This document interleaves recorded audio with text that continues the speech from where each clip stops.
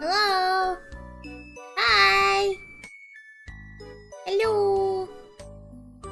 Hi! Hello, hello, hello. Welcome to the stream. Hi, Noka. Hello. I stayed a little late. I was making myself a sandwich. I was making a ham and cheese sandwich because I was feeling a bit peckish. Nom, no one shit on it.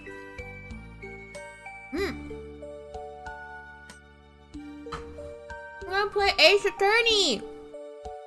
But it's not Ace Attorney Saturday. Why is my model freezing up? It's been doing that lately. Hold on.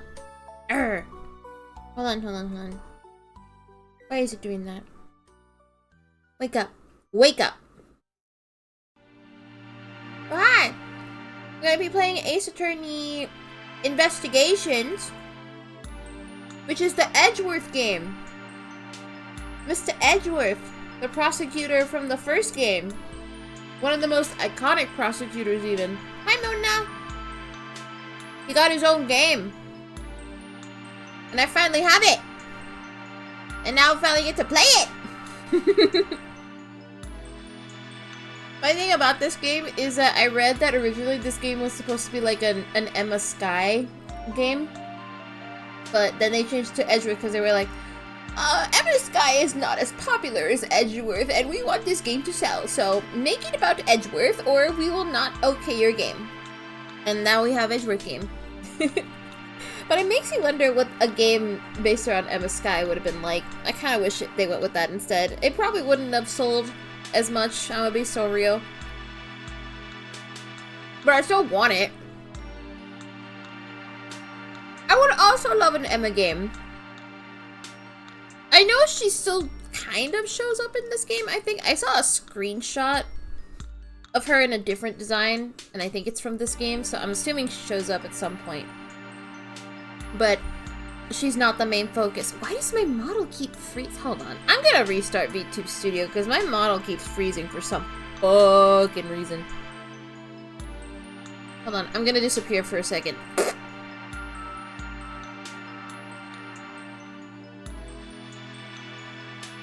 Let me see. The forensic minigames are very fun. I love the forensic minigames. Those are one of my favorite things from Apollo Justice, and I wish we got to do more of them. Oh, that's not my hitbox. There we go. That's my hitbox. You get to see me standing there. Alright, let me turn on VTube Studio in my phone. There you go. Hopefully it will stop freezing. It does not like my sandwich, I guess. Hello. There we go. Oh, why is... Now it's not picking up my mouth! Ah, very well. Hold on. Hop.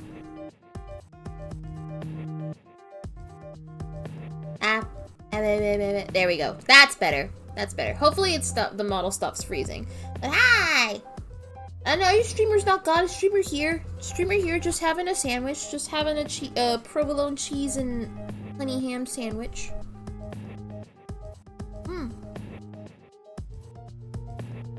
I fuck with provolone cheese heavy now.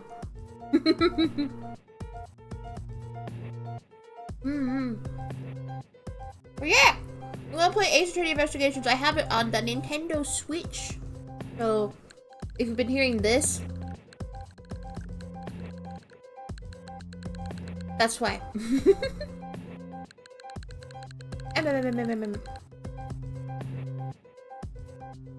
Yeah, no, the provolone. Provolone. Yum, it is yum. It's pretty good. This has been like my go-to snack for the last few days when I want something that's kind of filling, but doesn't take like a lot of time to prepare. I wasn't a sandwich guy before. I've never really actually made sandwiches before. Like, the last time I had a sandwich was when I was little, and it was just a butter sandwich. Like, barely, not even a sandwich. It was just 2 slices of bread with butter, and then just like on top of each other, and I would just eat that. That was like the only quote-unquote sandwich I've ever like had. Well, no, that's sandwich de mezcla. That's another thing. But that's another thing. Beach Day altered you. It really did. It really did. You made some. We got to make some really good sandwiches together, and I was like, oh man, it's kind of yummy. And now I just like making sandwiches. Fuck with a good sandwich? Hell yeah! Oh my god, this song is so loud! Hold on. There we go. I fuck with a good sandwich now. I'm still really new to the sandwich experience, but I'm adding more ingredients to it little by little. That's just me being like the picky eater that I am. Oh. But I would love to try out more like sandwich experimenting.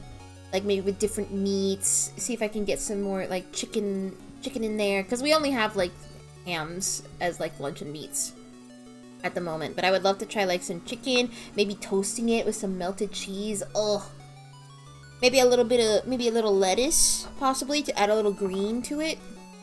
I fuck with lettuce a little bit. I think that's the only vegetable like I kind of fuck with. Ugh, because it's not sweet. Well, no, not to say all vegetables are sweet, but the only other vegetable I've had is like onion, which I can't say I don't like onion, because I like onion rings. I think onion rings are good, but I don't really fuck with like caramelized onions or like when they're soft. I don't like when they're soft but still have that crunch. And like when you have them with meats and stuff. Which is a shame, because I love like chuleta and stuff like that, but you have to cook it with onions to get the flavor just right. But I hate eating the onions, so I always like scrape the onions off. And I guess carrots, I got to have carrots, mostly just cooked steamed carrots and fried rice, and I didn't really fuck with it, like, because it was kind of sweet and I didn't like it too much. Good Italian sub with salami and prosciutto and other meats and cheeses. I might just have to try that. That sounds delightful. I think probably like the easiest way to get that is maybe like, I don't know, going to a Subway or something and just like ordering it. So I get a chance to try it. That sounds delightful, so I'll probably try it. Or at the very least make something close to it, cuz like I know I said I don't have sandwiches, but that's a lie. I do have Subway sandwiches, and I've had like but I've only ever had like my specific order, which is like toasted with chicken breasts, bacon, and lots of shredded cheese. Maybe with a little mozzarella. Maybe a mozzarella bit on top if I'm feeling like I want some more cheese than the shredded cheese. But that's like the only thing I ever order in Subway. Subway sucks and is overpriced. Granted, I haven't been to Subway in a while. I don't know where else to get sandwiches. We don't really have a lot of sandwich places over here. I guess I could just make one myself, but like I have to buy the ingredients, and that's gonna be expensive. Well, no, probably not. I just have to do it. Now, I'm good with my honey ham and provolone. I'm good with that for now. Yummy. But that just makes the question, what other sandwiches are that I can like. But I also need to, like, expand my palate a little bit, because I'm still, like, fighting through the picky eaterness. Like, almost 30 years of being a picky eater, I have to, like, fight that for a bit before I can, like, try, like, so many different foods.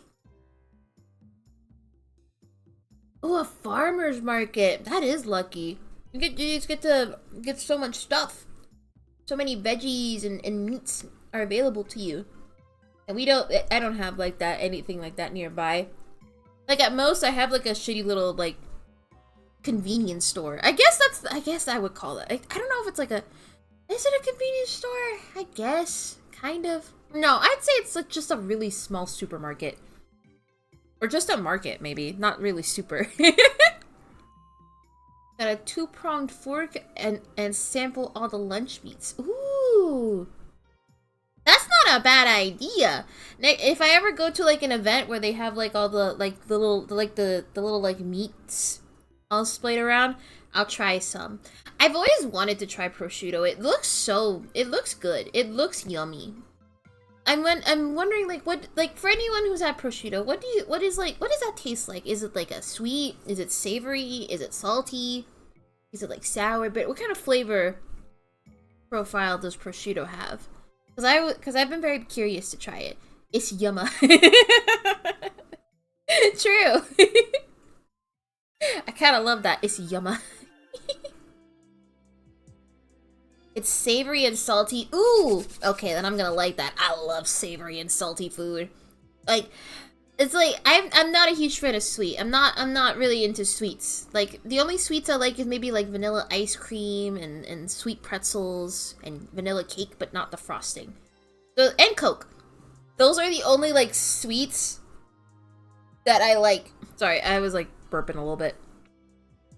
But savory and salty? Ooh. Ooh, get that shit in my mouth now! All of it. I love savory and salty food. I would fuck heavy with a savory and salty food. Oh my god. Oh, I was in the wrong screen. Boop.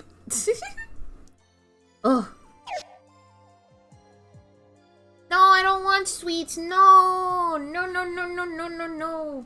I'm not exaggerating when I say I can barely handle, like, sweet food. Like, I can't even finish, like, a Hershey's Kiss, like, little chocolate drop. Like, the most I can eat of that is, like, the little, like, tippy tip of it at the very top. And then I'm just like, I'm done. That's too sweet. I'm not a huge fan of sweet. I don't like anything that's not even just, like, desserts. Anything that is, like, the sweet profile, I'm like, eh. No, that's weird. I don't like it. That's why I didn't like carrots.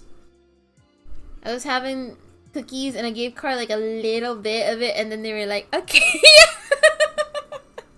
That's true. That's true. When Noka was, like, Noka had, like, these sugar cookies that she was, like, obsessed with. She was having, like, at least one a day because they were so good, apparently. And she let me have, like, a little bite and I tried it and it was like, it was very sweet. It was like, it's okay. It was very sweet. Like, it wasn't bad, but it was definitely one of those, like, okay, I can have a bite. But if I have more than that, I'm gonna feel sick. That's why, oh my god, who was it? What was that Splatfest? Was it sweet, salty, and sour? I think that was it. Who was Team Salty?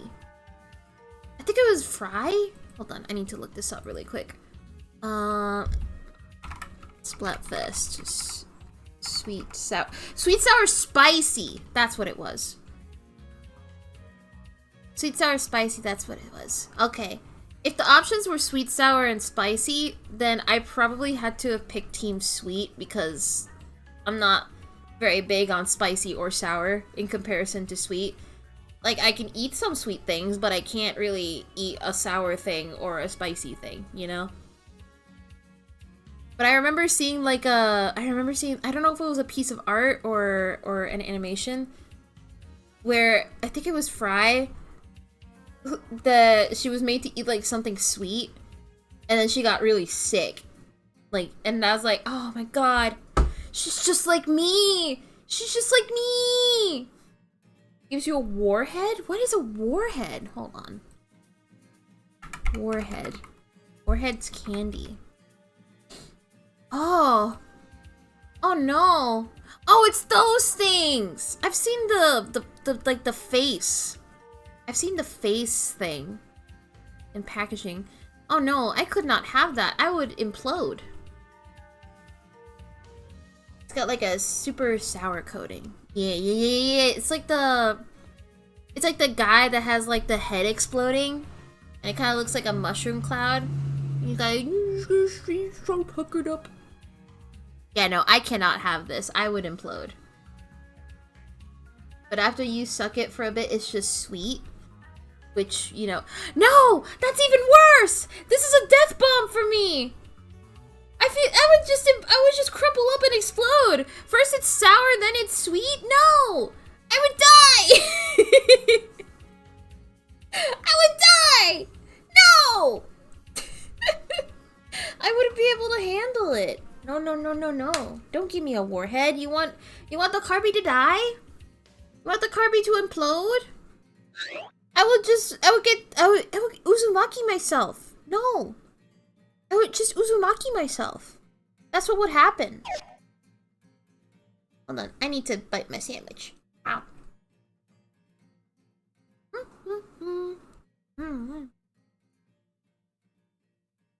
I would just crumple up. Oh.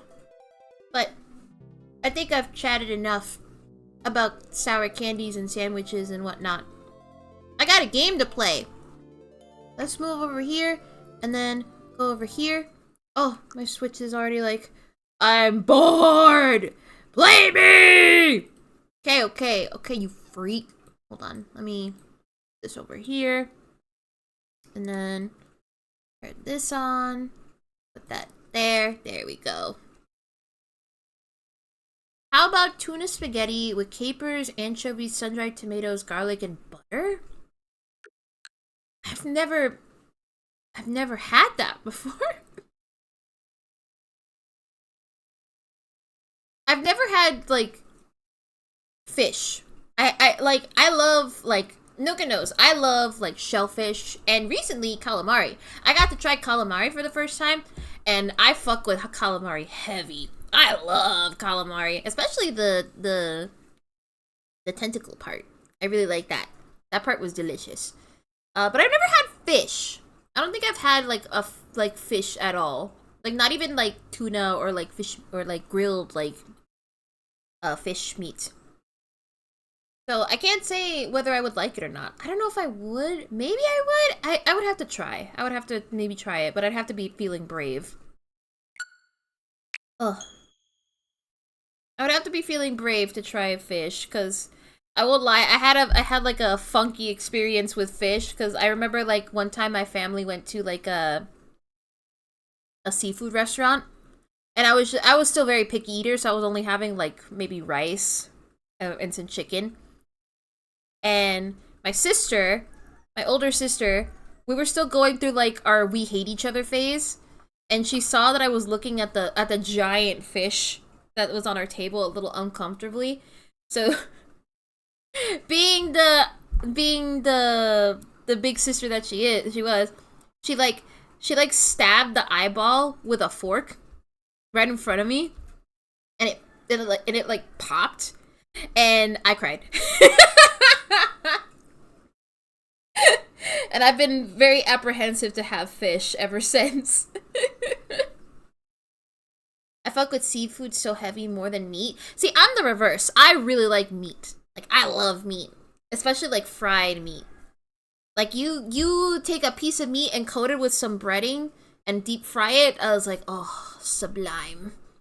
That's why I really like fried chicken. I think fried chicken might be some of my favorite meats. I actually got to have Popeyes for the first time the other day. I don't know what the consensus is with Popeyes.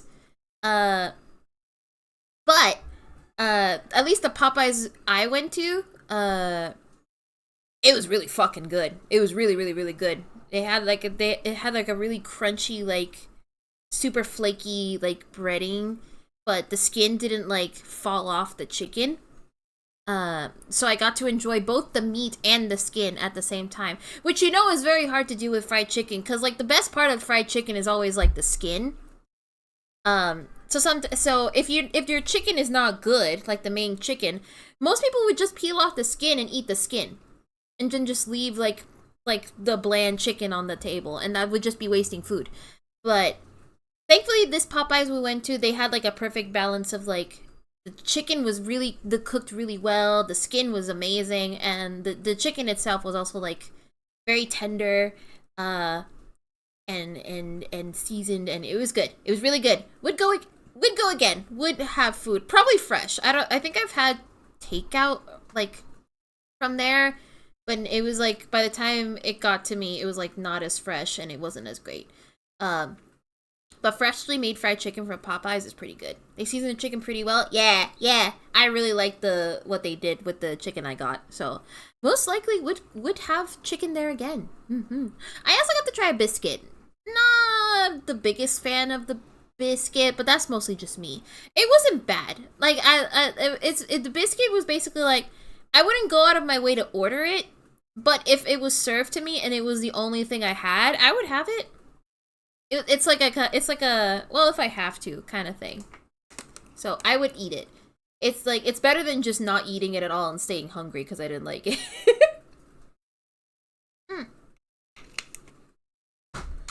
Maybe one day I'll get to try it. I'll be brave, and little by little I'll have more foods. Their biscuits are mid, but I still eat them. Okay, alright, so it wasn't just me. Alright, that's good to know that it wasn't just me. That it did taste a little mid. It was like a really flaky pink, but not like the good kind. Okay, hon, drive safe! Drive safe!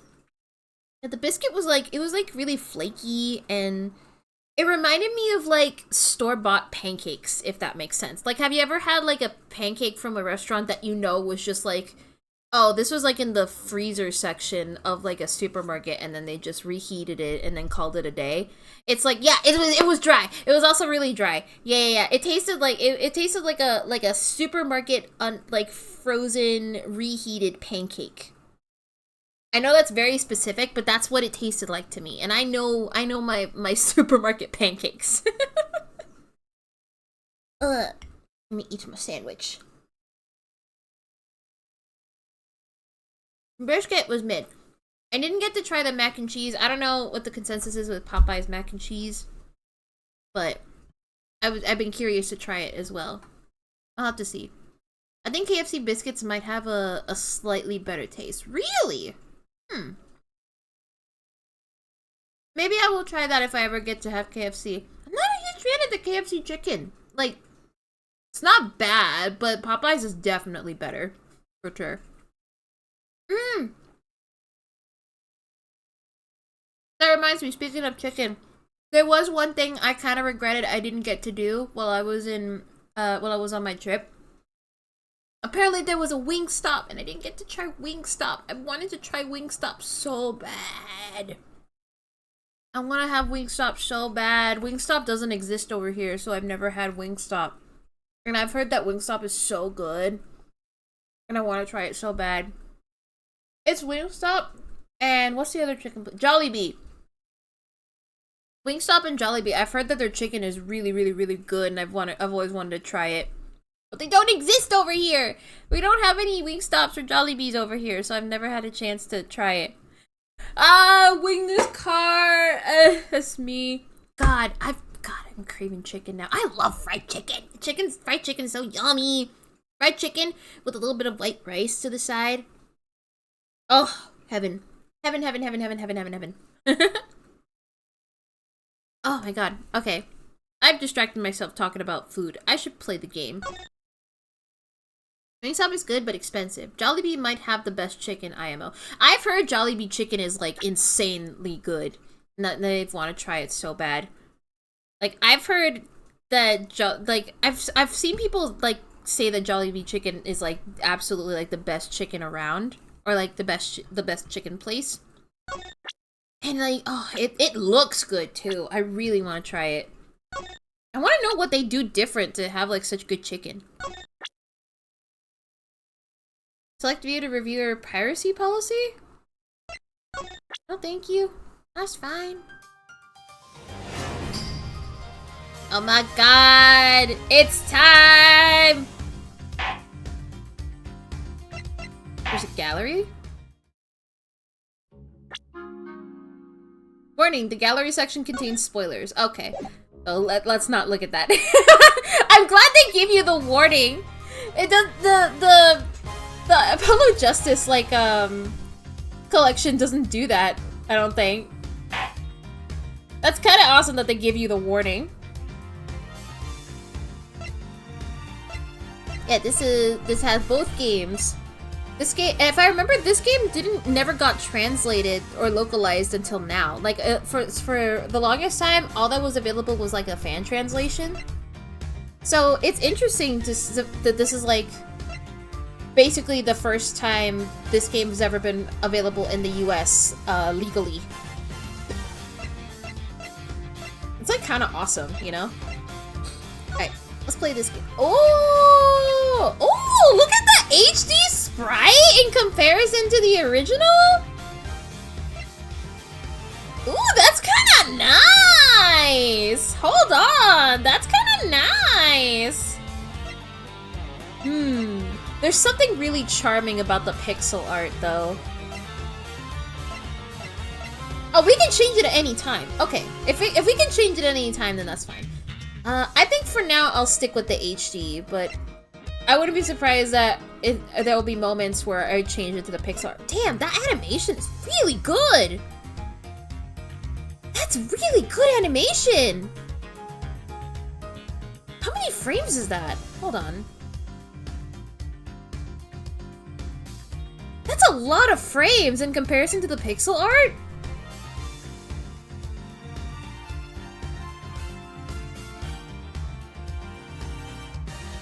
Like, I think the pixel one is like at most maybe like 4 or 5 frames? No, I think it's like 4 frames. I think it's 4 frames. 1, 2, 3. 1, 2. Yeah. The pixel one is 4 frames, and then you like compare it to this, and like that's crazy. That's crazy. Like the increase in frames, they could have gone like just like, oh, we'll make it 4 frames too, just like upscale the art. But no, they went all out with the frame count. That's wild to me. And it's not 3D either, it's like 2D. Oh, that's so good. I'm so glad they kept it 2D, honestly. We go with HD. Alright, let's actually play the fucking game. I'm excited! I'm excited! Everything old is new awarded.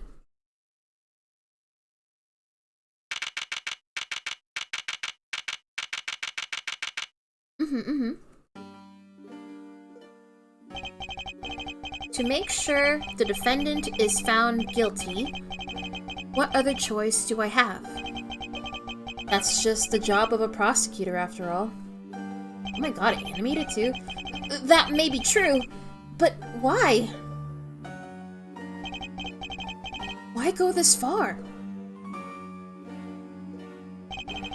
Sorry, maybe I wasn't clear enough, but a guilty verdict is all that matters to me. No matter what the cost.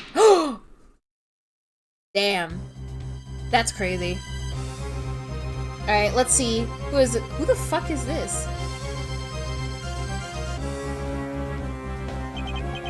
I'm a prodigy among prosecutors. No, you're not. Always have been, always will be. No, you're not. You're not Miles Edgeworth. Get out of here with that fake shit. Prosecutor's building, 12th floor hallway. There's my boy! There's my boy! It's hard to believe that I've been away from my office for a whole month. I hope Detective Gumshoe has been keeping an eye on my office and keeping it clean. Huh? The door is unlocked. Eh? Detective Gumshoe? Hmm? What's the smell? It's very familiar. Blood? Oh my god, this is so stylish. Oh, you can see the expressions on his face! Oh my god, wait, look at that! We can see the expression. Oh my god, it's the expression he always makes! Ah! Oh my god, these sprites are amazing. Look at that! What the? Oh, dead man. What's the meaning of this? Freeze. Oh my god!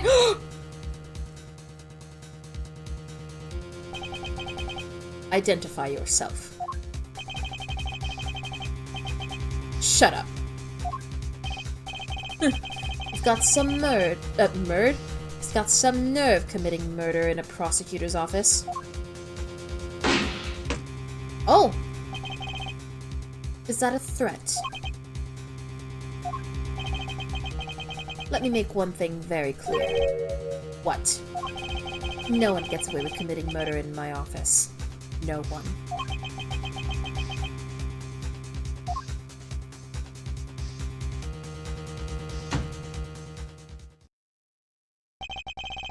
My name is Miles Edgeworth, and I work as a prosecutor in my local district. Little did I know that upon my return home after a month abroad, I would be thrusted into a multitude of cases and some very frantic and busy days. Oh my god, even the police officers in the background are animated. That's so cool. I love how much of a higher frame count Edgeworth has. Meanwhile, the police guy is still like maybe like 4 frames.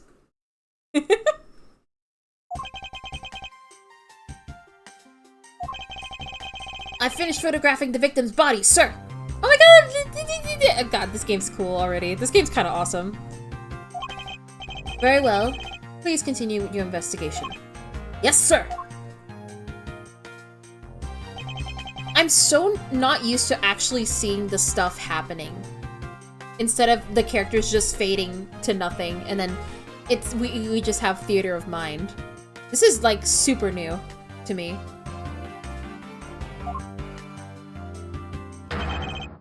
Ah! Mr. Edgeworth, sir! Are you okay, sir? Keep it down, detective. This is a crime scene. Excuse me. When I heard that a murder had taken place in your office, I ran up here straight away! This is Dick Gumshoe. He is a detective with the local precinct, and the one they assigned to handle this murder case for the time being. You're looking a little pale, sir! Are you hurt? No, I'm perfectly fine. However... Ah! Look what they did to your office! It's totally thrashed! Oh, look at his little animation! It's so cute! Oh, Gumshoe! I missed you! I'll say... the culprit's tilted my floor with dirt rather well. No one gets away with tracking mud in my office. Whoa! Sounds like you're getting really burned up over this whole thing. This crime was committed in my office, so it is my responsibility to solve it. Oh, just like you, Mr. Edgeworth. Okay, time to do some investigating. Agreed.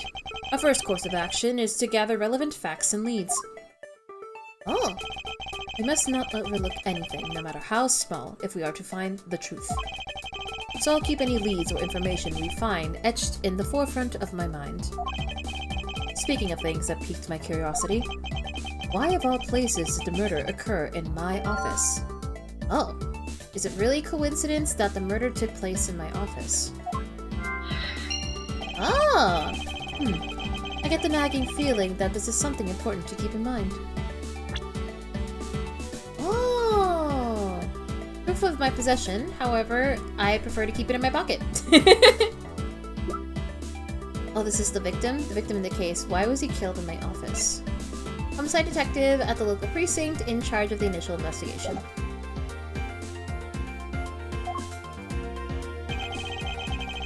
Yeah, I was wondering that myself, sir. So when does this game take place? I have no idea. I'm gonna assume maybe it's after the trilogy? Like the original trilogy?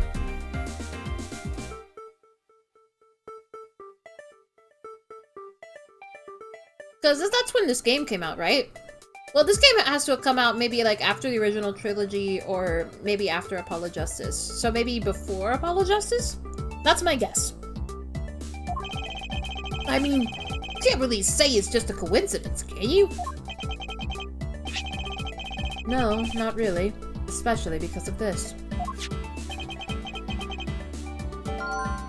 I was looking it up. Looks like 1 month after the trilogy. Oh, I was right! Yay! That makes sense.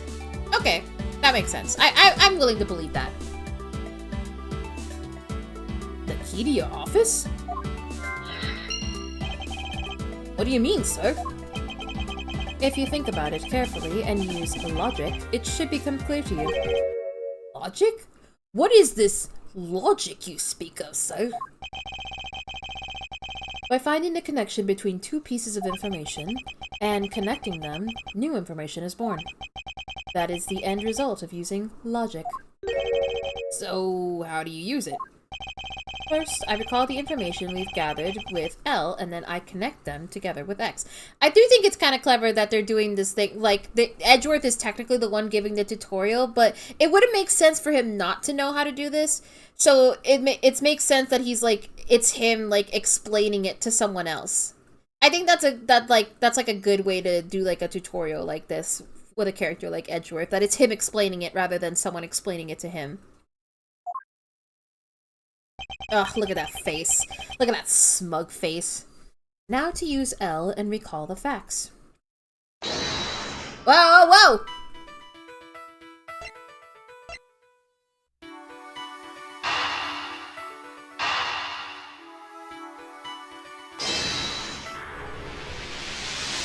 Use L? Death Note?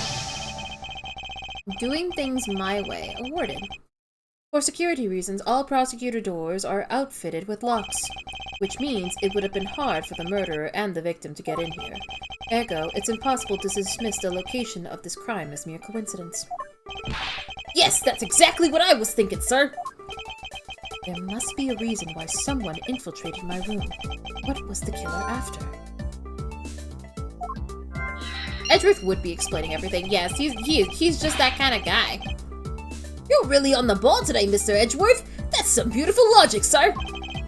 Yes, well, when you follow leads to their conclusion, only the truth remains. There's always fake leads, or false leads. However, if the information doesn't line up properly, I may stray far from the truth as well. But if I think carefully before piecing leads together, the logic should flow. Well, let's get started with our investigation, shall we? Yes, sir! Ooh, let's go! The basis of any good investigation is to examine everything, sir! I know that, and when I want to examine something, I simply use A when I'm next to it. Oh, if you ever feel lost and want to talk, just use X, okay? I'll give you great, precise advice as an ace investigator, sir! Something to try later if I have free time, I suppose. Oh, look at him! Yay! Oh my god, look at his little run.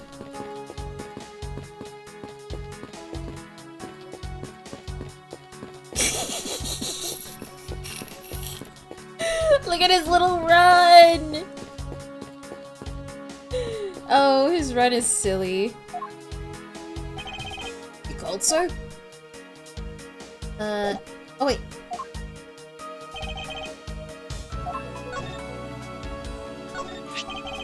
The prosecutor's badge is really tiny compared to my police badge. Oh, but, it's really cool, sir. Much, much cooler than my badge could ever be. There's no need to suck up to me, detective. Help, I thought it updated the information. Oz is playing Pokopia. Do you have anything to report? Sir! Yes, sir! Nothing out of the ordinary right now, sir! And yet, there's something out of the ordinary right in front of my eyes. Talk about a contradiction! Something out of the ordinary, huh? I should look around a bit more. What have we here? Could this perhaps be the murder weapon? If so, it would mean that the killer made their escape after disposing of their gun here. I think I've seen one of these before. Care to enlighten me as to where? Oh, I know! I was issued the exact same model! I think. Detective. I don't really like guns all that much. I mean, they're really dangerous! But now that I think about it, you do see this model around the precinct a lot, sir. I don't use mine much, except in emergencies, so that's why I didn't recognize it. So he doesn't- oh, Gumshoe doesn't like using his guns. You know what? I actually kind of like that. I'm not a super huge gun fan myself. Like, I think they look cool. In media, they're cool. Don't get me wrong. But, like, in real life, I'm very uncomfortable around them. I don't know, hearing Gumshoe being a detective, but he only uses it in, like, in emergencies is, I don't know, I think it's sweet. Maybe it's just me. So it's the same type of revolver as the ones used by this precinct's detectives. Okay. Why do you shoot my fucking wall? I hope we can solve this case quickly. I'd like to return to relaxing on this sofa. The thing looks a billion times softer than my mattress at home. Can I sit on it too? Just for a little while, sir? Detective Gumshoe. You know I can't allow that. Until this case is solved, neither of us has time to spare, let alone rest. You're right, sir! I'm gonna work hard and be a real trooper to the end! Even once this case is over, I don't think he can afford to take the tiny time off. How is it coming along? Please, I need absolute silence. Fingerprint lifting is a delicate art. Well, I never! Oh, it's your trophy! The, Knight of Prosecutors, right? King of Prosecutors. And it's not a trophy, it's a shield. They only send this to the winning prosecutor, right? Yes, but I have no real interest in the perceived worth of other people. As for my own worth, that is something only I can determine for myself. That's so slick, sir! I'm gonna have to try saying that sometime. That sprite is so cute. His name is Gumshoe, not Gunchew. True. Unfortunately for him, his monetary worth is tied directly to his worth to me. Help. Well, it's a good thing my Steel Samurai doll was spared any harm. Speaking of which, I still haven't actually sat down and watched any of that show. What's it about again? Well, I don't know much about it myself, but the hero of the Steel Samurai, Warrior of Neo Tokyo, is the Steel Samurai, and his goal is to defeat the evil magistrate. It's a show geared towards kids. However, its high production values and riveting plot draws in a number of adults as well. Hey, just like Kamen Rider. Spin-offs like Pink Princess, Warrior of Little Old Tokyo, and The Nickel Samurai, along with a deluge of merchandise and even a new stage show, gives it presence. You sure know a lot. Are you sure you're not some sort of rabid fanboy? Of course not! Anyone that keeps up with society knows at least this much! And that conversation lasted longer than expected. Let us return to the investigation. Oh, his tea set! Ah! Watch out for the teacup fragments there, sir! That killer is going to pay! This tea set! Yikes! You're really mad over this! This tea set is very dear to my heart and can only be bought in England. It costs more than your whole month's paycheck. What? Cute! Oh my god, Gumshoe has so many cute sprites! Now I feel like the killer wasted one of my monthly paychecks! You did a loud stomp, my good guy. Your fire's all over the floor, sir. They probably fell during the struggle between the victim and his killer. Aw, ow. Aw, and I tried so hard to keep this place spotless while you were away. I mean, this just rendered all the time and effort I put in pointless! I don't recall ever asking you to clean my room. Well, I watered the flowers every day just like you requested, sir. I just added cleaning to the list as a weekend special. For about half a day every Saturday, I'd come in and clean this place until it sparkled. Does he have a life? Don't be mean, he was being nice! Edgeworth, don't be mean! He was being nice. Is this yet another batch of fresh flowers? The ones that come with a card attached every month like clockwork for you? Yup. Speaking of that, let's see what's on the card this month, sir. All will be resolved. Wendy. Oh my god. She's still relevant? Oh my god. Please don't bring her in here. Oh, Miss Irony. How painful are thy thorns. Wendy.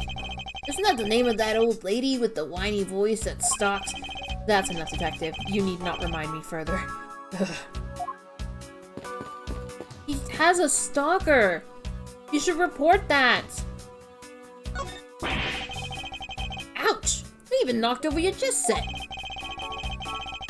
I had it all set up ready for when you got back.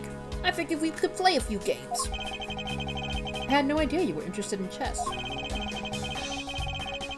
I'm actually pretty good at checkers, so I thought I'd give chess a try. In that case, I suppose I can set some time aside after we solve this case. Though I don't expect the games to tax my mental equity much. Aw, that's cute!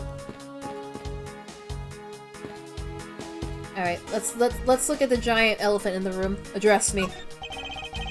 I finished photographing the body, so it should be alright to examine this area.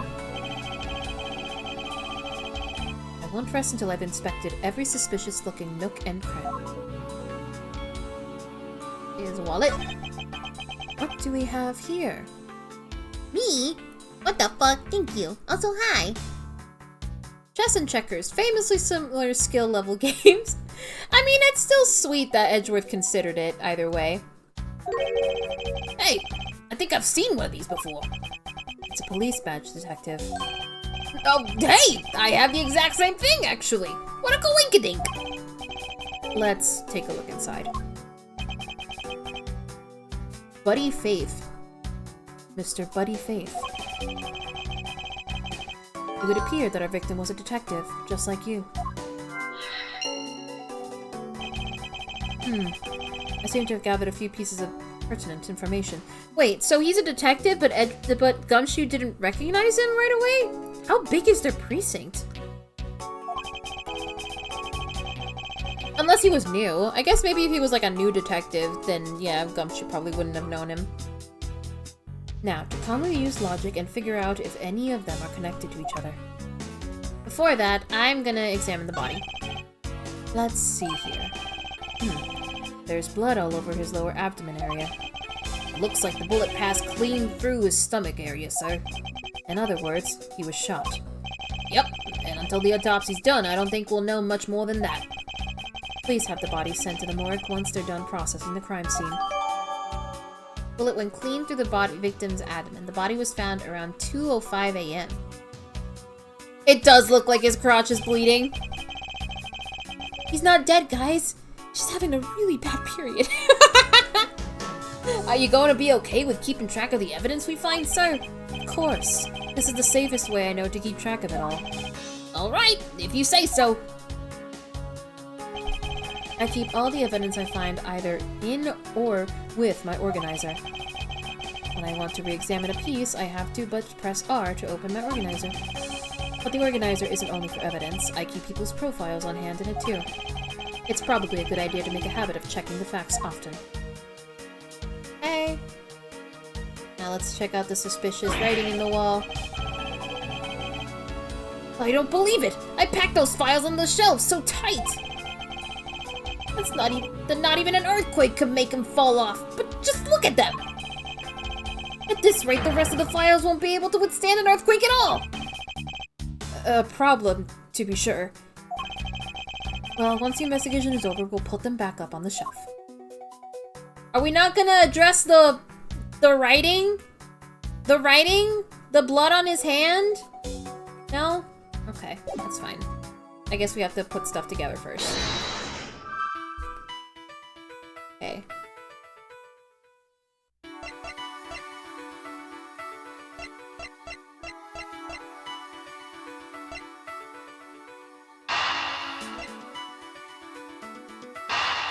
What does this do?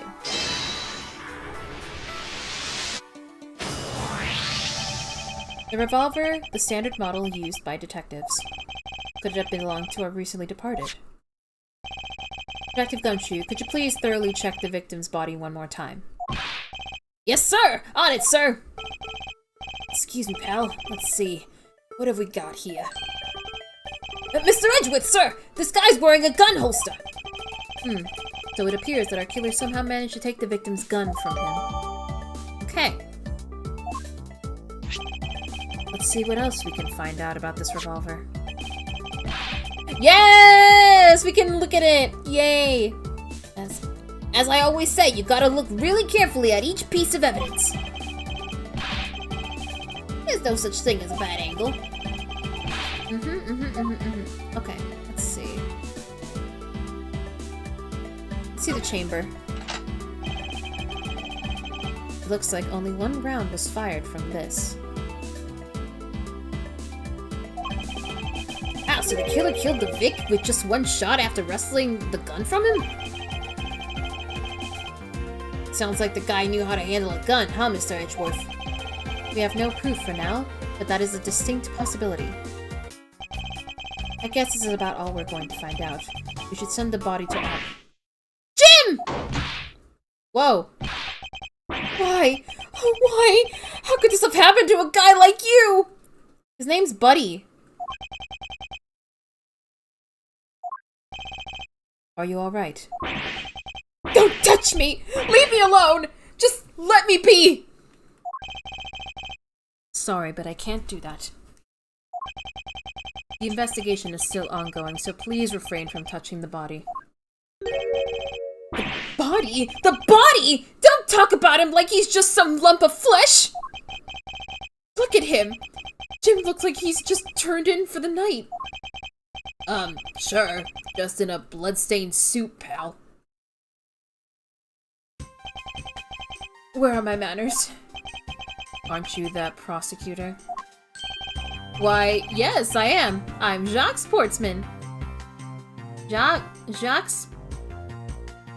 Sportsman.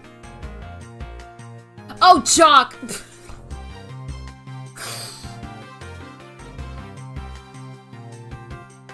Jock Sportsman.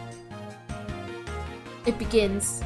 The stupid fucking names. Okay. Why, yes I am. I'm Jacques Sportsman, prosecutor. Jim here was my partner in crime, busting... I'm Miles Edgeworth, and like you, I am also a prosecutor. Detective Dick Gumshoe, sir. So you're Miles Edgeworth. I guess this is your office. Yes, that is correct. Then it was you! You're the one who killed Jim! His name's not Jim. Hey, don't go around jumping to conclusions, pal. Just calm down, okay? I will not. I know how things work around here. High prosecutor's office doors all have locks built into them. And only the owner of the office has the key to his or her own office door. Hi there! My name is Jack Softman. Nice to meet you! That is correct. However, I was not the one who killed your partner. Yeah! Mr. Edgeworth has been overseas on a business trip this whole time, pal! And the key to the door was with me the entire time, okay? So the only one who could get in here was me. Wait. That means... I'm not sure what that means. So it was you then! You're Jim's killer! No way, pal! You got it all wrong! Everyone calm down! Mr. Portsman, correct? If you are a real prosecutor, you should know how to stay collected. The investigation has only just begun. Isn't it too early to be drawing conclusions? Alright. I get the point. You're right. My mistake. I tend to get a little too hot-headed sometimes. You sure are one cool customer, though, Mr. Edgeworth. I've heard all the rumors about you. You're the great genius prosecutor. You're something of a legend, you know? Anyway, let's call a truce and work together, okay? Now, how about a handshake to seal the deal? A pleasure to work with you. Help, you left him hanging. You guys were conducting your investigation, right? Sorry for barging in like that. Carry on then. It's your room after all. Thank you. I intend to.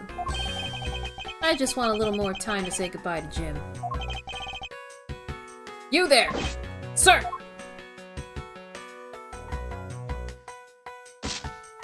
Whoa. I want you to capture this scene on film for me. My final farewell to my partner, Jim. Help. I should probably give them some space.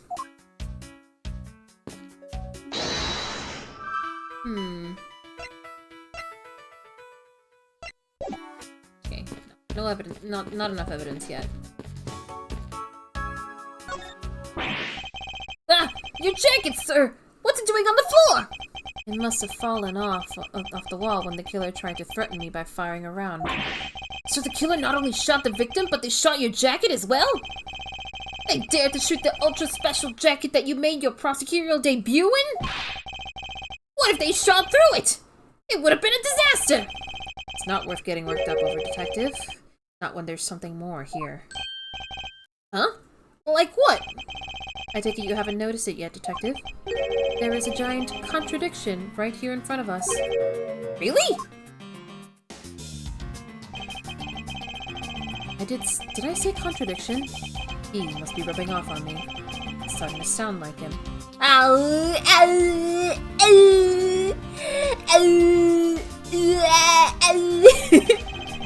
But I have my own methods, and I will conduct this investigation my way. When the scene before me contradicts a piece of evidence, or seems off, that's when my deductive skills come into play. First, I have to find the spot that holds the contradiction, which is the bullet. This is it. This bullet hole is where the contradiction lies. When I spot something that's off, I should point my cursor and press X with conviction. Deuce! And when I have found sufficient proof that my the contradiction, I present it. This is how I do things. This is a gun. Eureka! What? Eureka! Eureka! This bullet hole is the contradiction. What do you mean, sir? It's elementary. 2 shots were fired in this room. The first felled the victim. And the second felled this frame. Hey, that's right! However, this gun was only fired once. Hey, that's true. Which means that one of these 2 bullets was fired from a different gun. Did the killer have another gun prepared for tonight?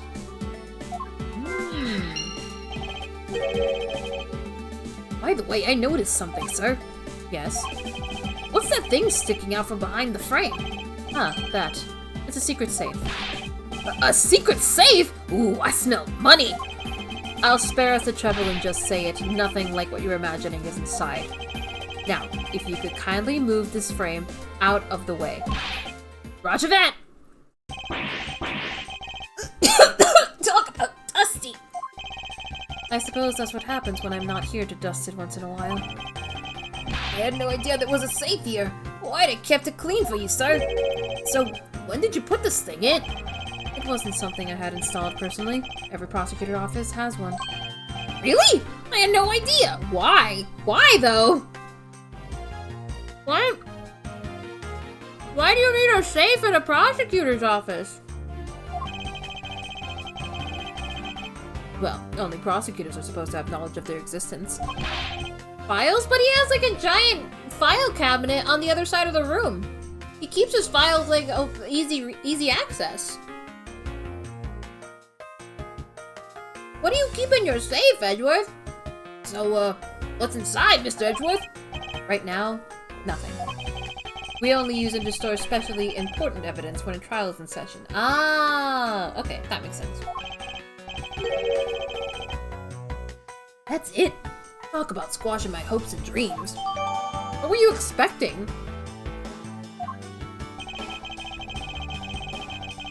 I won't rest until I've inspected every suspicious-looking nook and cranny. Now, if it's Edgeworth, it would be Steel Samurai figures, for sure. Now, this is odd.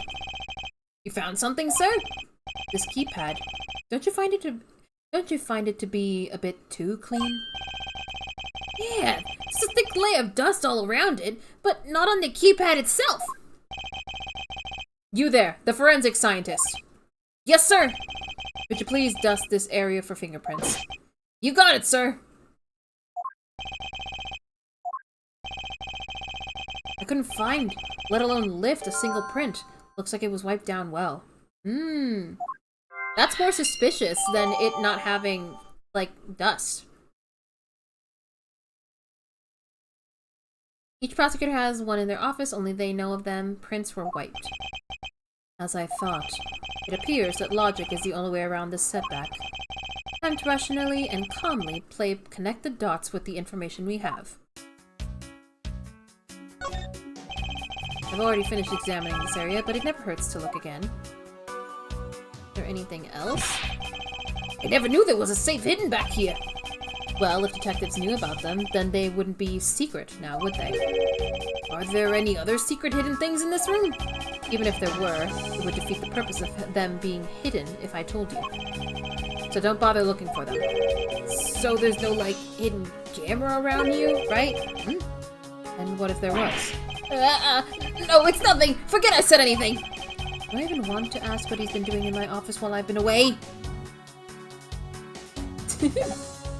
Alright, anything else to examine?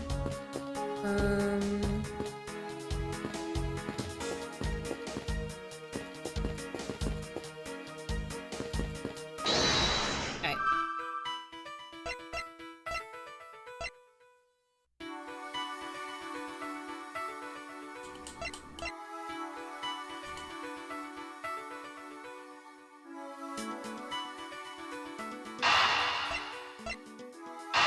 Maybe this?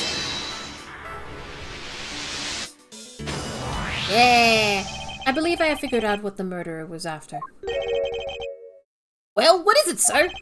The fact that the safe was wiped clean of fingerprints suggests that the criminal had at least attempted to open my safe, making the culprit's motive for breaking and entering theft, I believe. I wonder if knowing that the motive behind this break-in was theft changes what the other pieces of information can tell me about this crime. Ah! So maybe the guy was killed because he caught him in the act?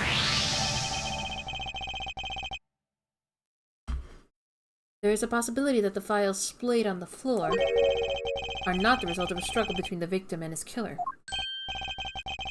Oh? You mean like it could have been when the killer tried to find something, sir? Precisely. We need to figure out if any of the files have been stolen. Yes, sir! I'm gonna shelve files like you've never seen before, even at a library! Sure. Let's give that a try. Why do all the good ones always die young? Surely you must ponder that every once in a while, Mr. Edgeworth. No matter how much you will lament, the dead will not come back to life. All we can do is search for the truth. And? So what are we supposed to do? How do we go about finding the truth? First, we calmly restore the files to their rightful place. You got it! Here, let me help. So this file goes here, and that book goes there. Sure know a lot about where things go, despite it being Mr. Edgeworth's office. Because I'm the one who keeps it tidy, pal! Okay, done. Welcome home, Nuka! Hi! Welcome home.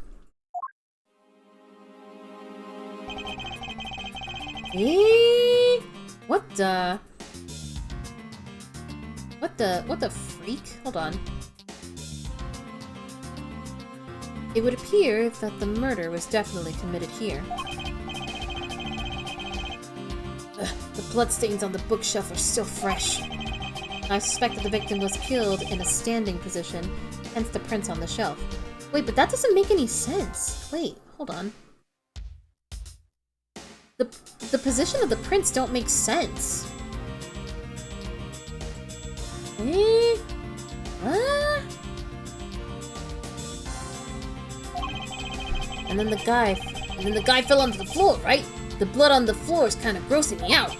Detective, I don't have the time to deal with your weak stomach right now. But you know I'm no good with blood, so why are you a homicide detective then?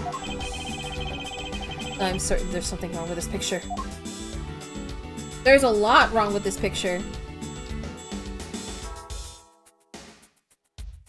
So there's like, okay.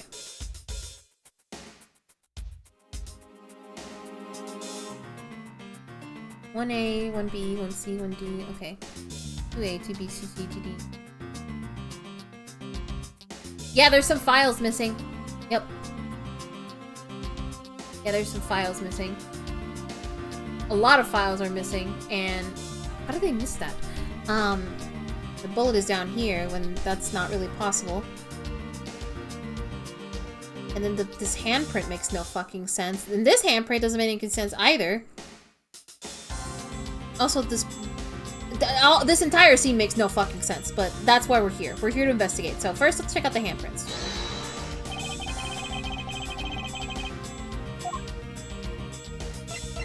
Oh wait, no. We're in the deduction phase. Okay.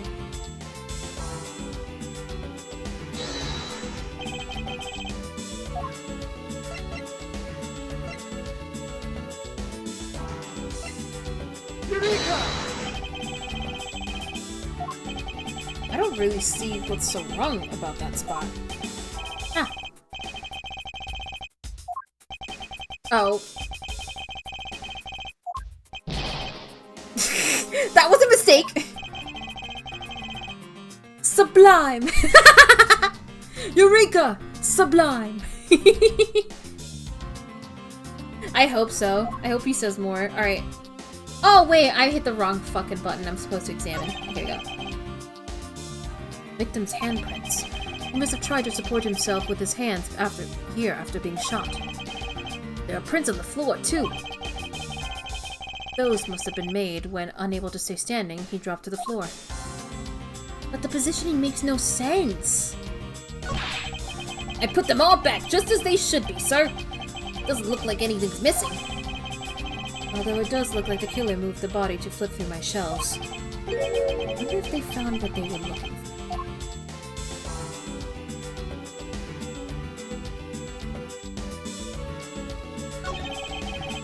It appears that the victim was in a sitting... Oh, okay, sitting. Okay, that makes sense. That makes more sense. Oh! Okay. Oh, okay. Alright, that makes more sense. So he had his back to the shelf, and his hands were, like, standing there.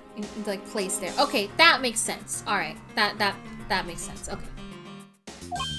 Oh! So that's why the seat of the victim's pants had blood on it. Oh! That would be the logical conclusion. Now we find this. So this is where the bullet lodged itself after it went through the victim, huh? Oh, that was the gumshoe. But the bullet to be lodged so squarely in a file spine indicates that the files were ransacked after the shooting had occurred. Then I guess the victim was moved because he was in the killer's way.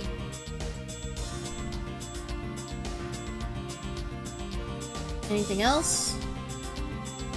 The killer moved the body because it was leaning against the bookshelf. The blood on this guy's pants proved that pretty well. In a sense, I suppose. See? I'm not completely useless, Mr. Edgeworth! Okay.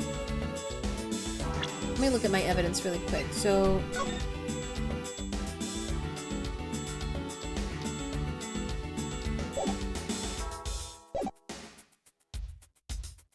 Can we not look at over here? These?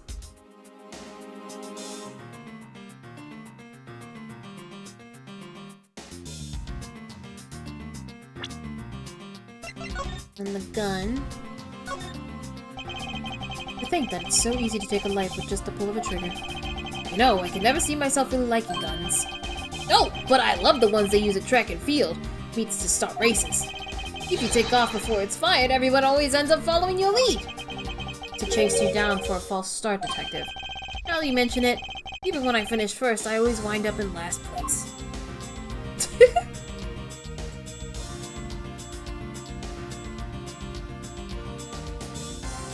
Reach for the sky.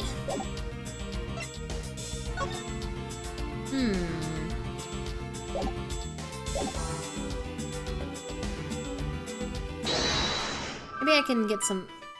Okay, no, we don't have any more evidence, or any more logic thoughts. So, where would we deduce? Like, I feel like it's obvious that this is, like, wrong, right? Like, the files don't match. But how would I prove that?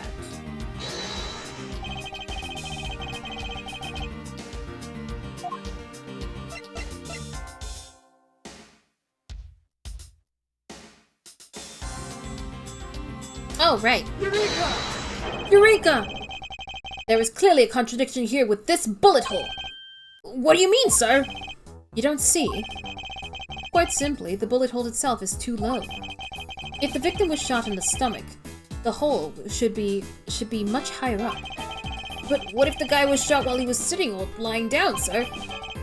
That would be illogical. The victim leaned against the shelf here after being shot, which suggests that he was standing when he was shot.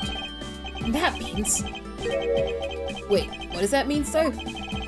It means you need to use your brain every once in a while instead of mine, detective. In any case, it means someone made a faulty assumption, and it was from this mistake that our current contradiction was born. What is the faulty assumption that caused this problem with the bullet hole? The order of the files! I believe the order of the files is a bit off.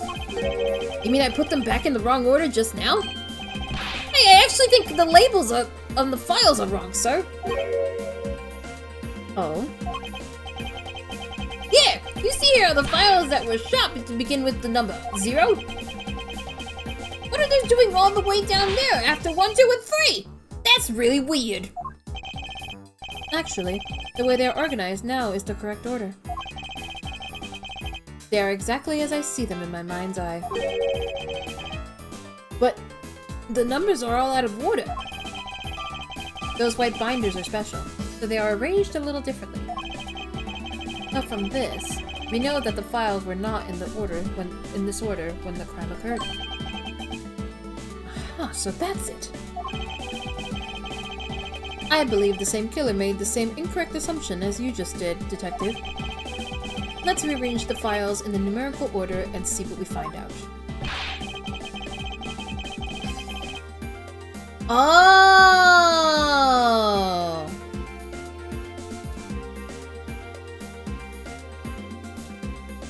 Do you think it'd be okay to prop the body back up to how it was before it was moved? They finished processing the crime scene, so I don't see how it wouldn't be. If you please, Detective Gumshoe.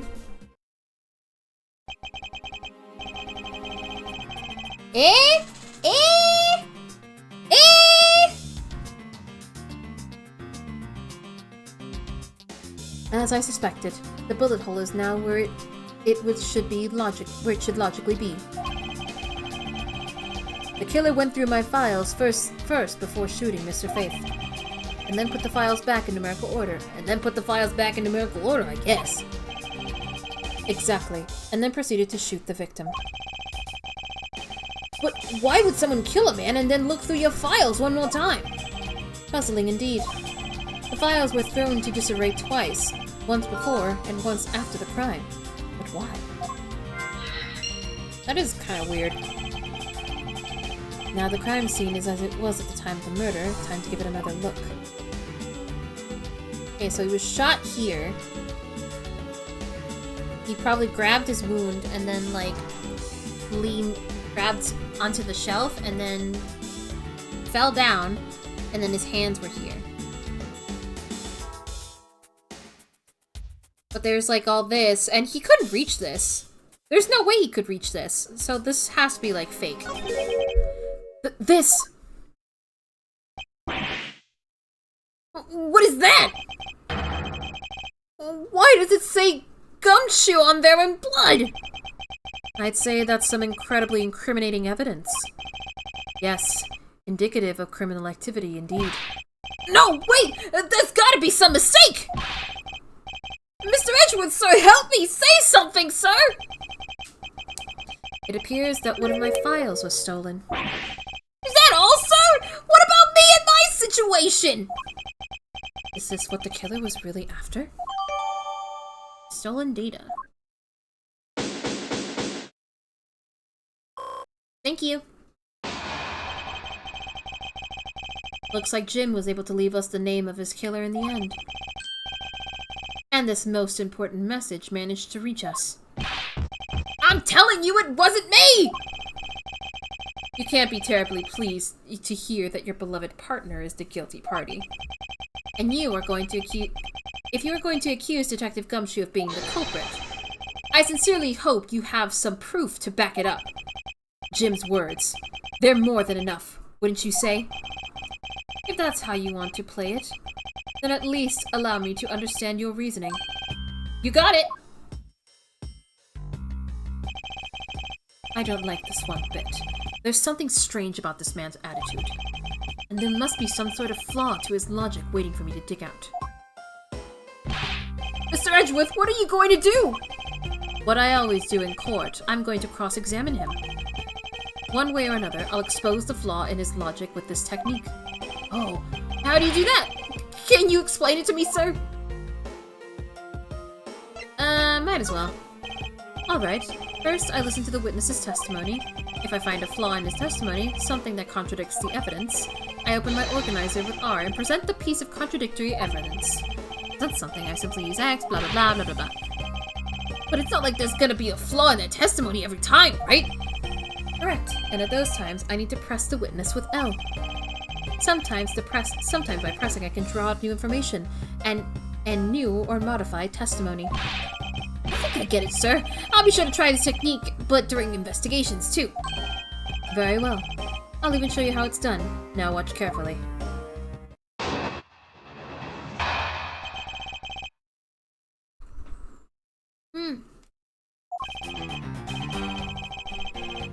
Detective Gumshoe, you stole Jim's gun from him and shot him dead. Furthermore, you messed up the files to make it look like you had committed theft instead. That's when you moved Jim's body that was sitting in front of the bookshelf. But thanks to that, you didn't notice the bloody letters his body was hiding. And it will be by his final words that you will be brought to justice. I'm trying to argue that the victim's dying measurement points to his killer. I can hear Jim's voice and he's calling for his killer's arrest. Are you sure you're not mishearing his words, Mr. Portsman? There's no way Detective Gumshoe is the culprit here. I will find the flaw in this man's logic. I finished my sandwich. Yay! And expose it with credible evidence.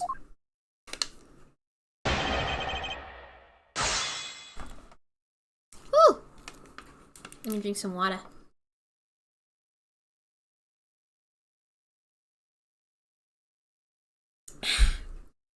Okay. No. Hold it! You know, there's something I've been meaning to ask. What is it? Why do you call the victim Jim, when clearly his name is Buddy Faith? Isn't it obvious? Jim is the perfect name for my companion. Jocks and Jim. Don't those two names go together like peanut butter and jelly? But Jim isn't even close to the guy's real name. Well, Jocks and Buddy just sounds off somehow. Besides, he was the third of a bunch of guys that decided to nickname Jim. He talks about the victim like he was his pet. Hold it! You really think it was necessary to just have on my shelves twice to do that? That's true. Okay. Then maybe his real intent was theft. Hey! Are you accusing me of stealing something from Mr. Edgeworth? It's a possibility. Maybe your salary's been cut so much that life is getting a little too rough to handle. I'll have you know that I eat 3 square meals every day, pal! Okay, so all 3 of them happen to be instant noodles, but... Poor thing, what an evil prosecutor you were paired up with. And what a motive, no? He's right about that. Hold it! And why would Detective Gumshoe do such a thing? Because the body was getting in his way. He had to mess up your bookshelf somehow. I don't know about that. Hold on, I'm moving stuff around my desk to get comfortable. There you go. Anyway. Hold it! Why do you think that the killer didn't notice the bloody letters? The body was covering it quite well, wouldn't you say? That's how he missed it. But judging by what I've seen, it doesn't take much for your detective to miss something. Who do you think you are? You know nothing about me, pal! There's a lot a person can understand about another from first impressions alone. I can't say I disagree with him on that point. Why don't you say something, sir? Not you too, Mr. Edgeworth! Despite his lack of attention to detail, I don't believe the detective could be the culprit. Nobody could have overlooked the bloody letters, and I can prove it. Evidence. I couldn't ask for a better setup. Or the game-finishing spike. Hold it! Gumshoe takes so much shit, man. Are you saying that those letters were intended for you? Yup. Jim was an outstanding detective. I would expect no less from my former partner. It looks like Mr. Portsman still doesn't understand. He has yet to figure out the true meaning behind the bloody letters. What are you sputtering over there? Didn't you just admit my logic is perfectly sound? Actually, there's a gigantic flaw in his logic. A gap so wide that even the good detective can spot it. Now to clue Mr. Portsman in by presenting him with some evidence. Eh?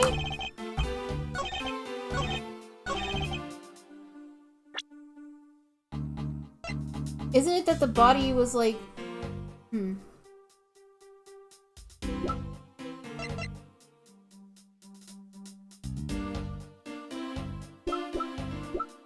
Is it that the body was hiding the... Oh, wait, no!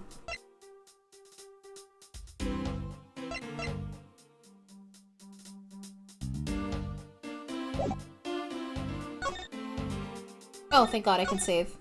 I can save, scum.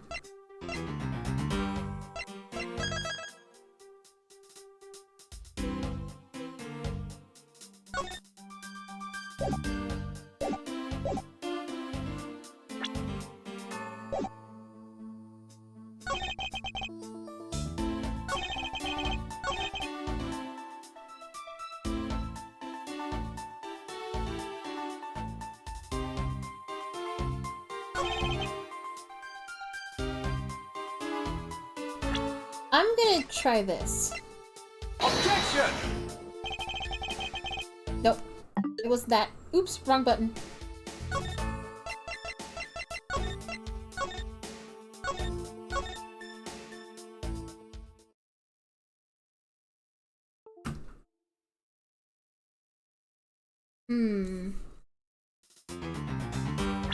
Let me look at my evidence once more. Oh, wait, that's, like, way more obvious.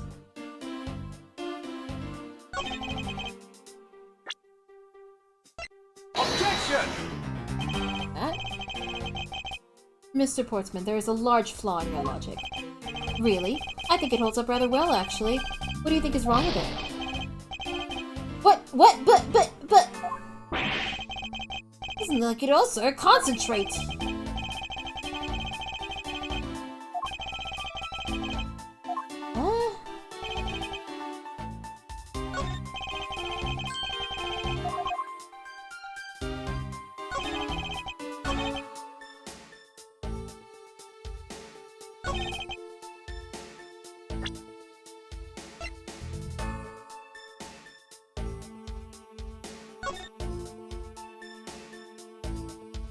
Wait, his hand does reach the book?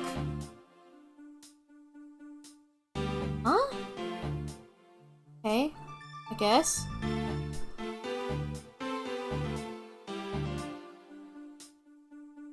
Why were they upside down?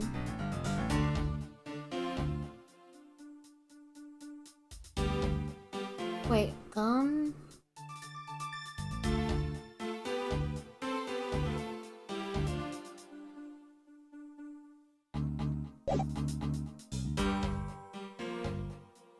Objection! Okay. Perhaps you're not aware, Mr. Portsman, but there is a serious flaw in your logic. Bringing a bit of the courtroom into this, I see. No problem. I'm game. I can't help but find it odd. Excuse me? Odd that a fellow prosecutor would be brought down by the power of his own office. What are you talking about? Oh, you're joking! I get it.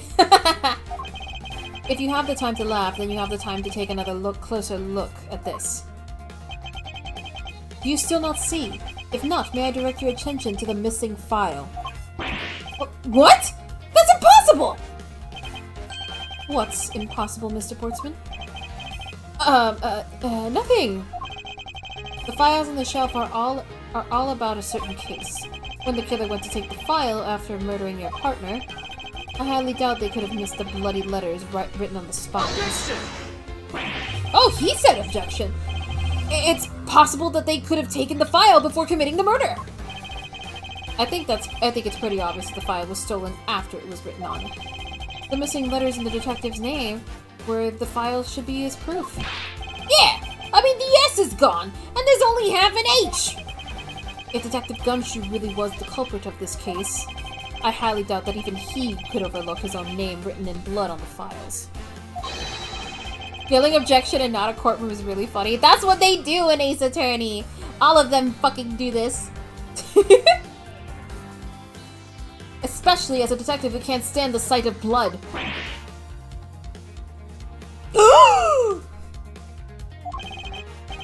Which means... what exactly? What does that make this dying message? It makes it work of a criminal intent of tampering with the crime scene. Oh my god, oh my god, Edgeworth's theme leitmotif in the music.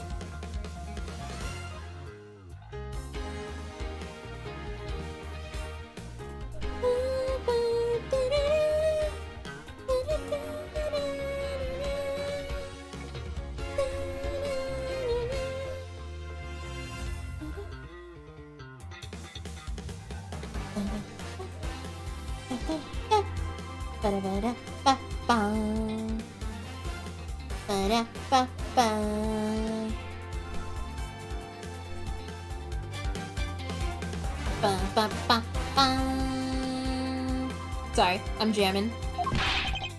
That's so low! I can't believe the criminal tried to pin this whole thing on me, sir! I'm gonna get him, sir! You'll see! I'm gonna have them under arrest in no time! Well, Mr. Portsman? Brilliant! Absolutely brilliant! Logic deserving of Olympic gold! I appreciate the praise, but it doesn't change the fact that your reasoning is flawed. You win some, you lose some. That's how life goes. Glad everyone's so cheery, even though I feel more dead than alive. But, you know, it really is a shame. I really didn't want to have to bring this up. However... What is it this time? Are you still after me, pal? Humor me for a second. Who has the key to this office? That would be me! But Mr. Edgeworth just proved that I'm innocent, pal! What the fuck?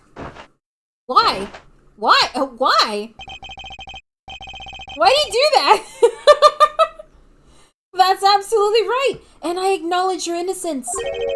Then why do I sense that you still have something to say? Why? Why? Why is he doing that? Well, I was thinking, did you know that there is one other person with a key to this office? One other person? Hey, you there! Yes, sir. What is it, sir? Would you kindly fetch and escort that lovely young lady here for me? A lady? A lady? The girl is a member of this building's security. Think of her as a material witness. Security? Did you say security? No, stop it, pal, don't! What's wrong with him all of a sudden? Hmm? Maggie! Oh my god, it's Maggie! That has to be Maggie, right? I believe she needs no introduction. I have called upon Miss Maggie Bird, a member of security. Maggie! Oh my god, it's Maggie! Oh my god! Oh, she's so cute! Look at her! Oh, I missed her! Oh my god, Maggie! Detective Gumshoe, sir. Maggie! Miss Bird is a security guard on watch tonight. I see, and your point is? My point is that she could very well have used it. And by it, I mean the master key, which can open all the office doors in this building. What?!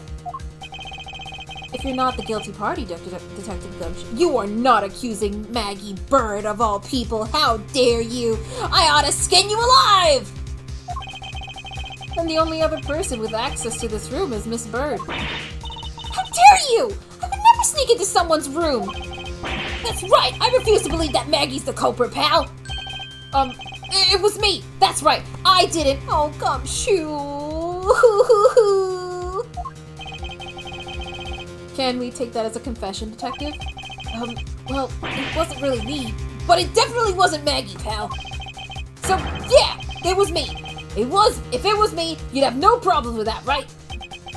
Please refrain from flying off the handle, Detective. There's no need for such theatrics. Listen here, boss detective. He understands what I'm saying here. Why? That girl is the only one who could have committed the crime, and for one simple reason. It's pretty obvious that Miss Bird snuck into your room using the master key.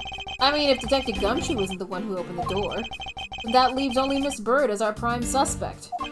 On top of which, she knows our good detective, doesn't she? Making it all the more probable that she was the one who faked the dying message. Book 'em. So you're saying she used the master key? Okay. Incredibly incriminating evidence, wouldn't you say? That's what you claimed about the evidence earlier as well. That was then, this is now. The flow of a good match always changes during a rally. It's all about your reflexes and reaction time, especially for an athlete like me. I wonder if there was anyone else other than Miss Bird who could have used the master key. It seems that the only way to get Mr. Portsman to give me more details is to press him.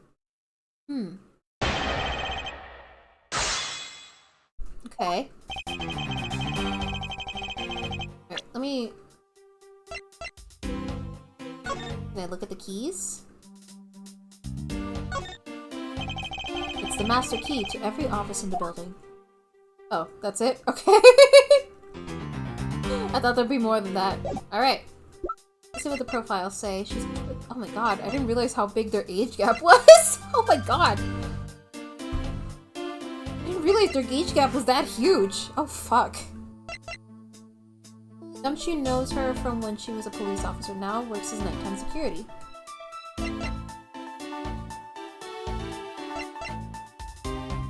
It's like a 9-year age gap, I think.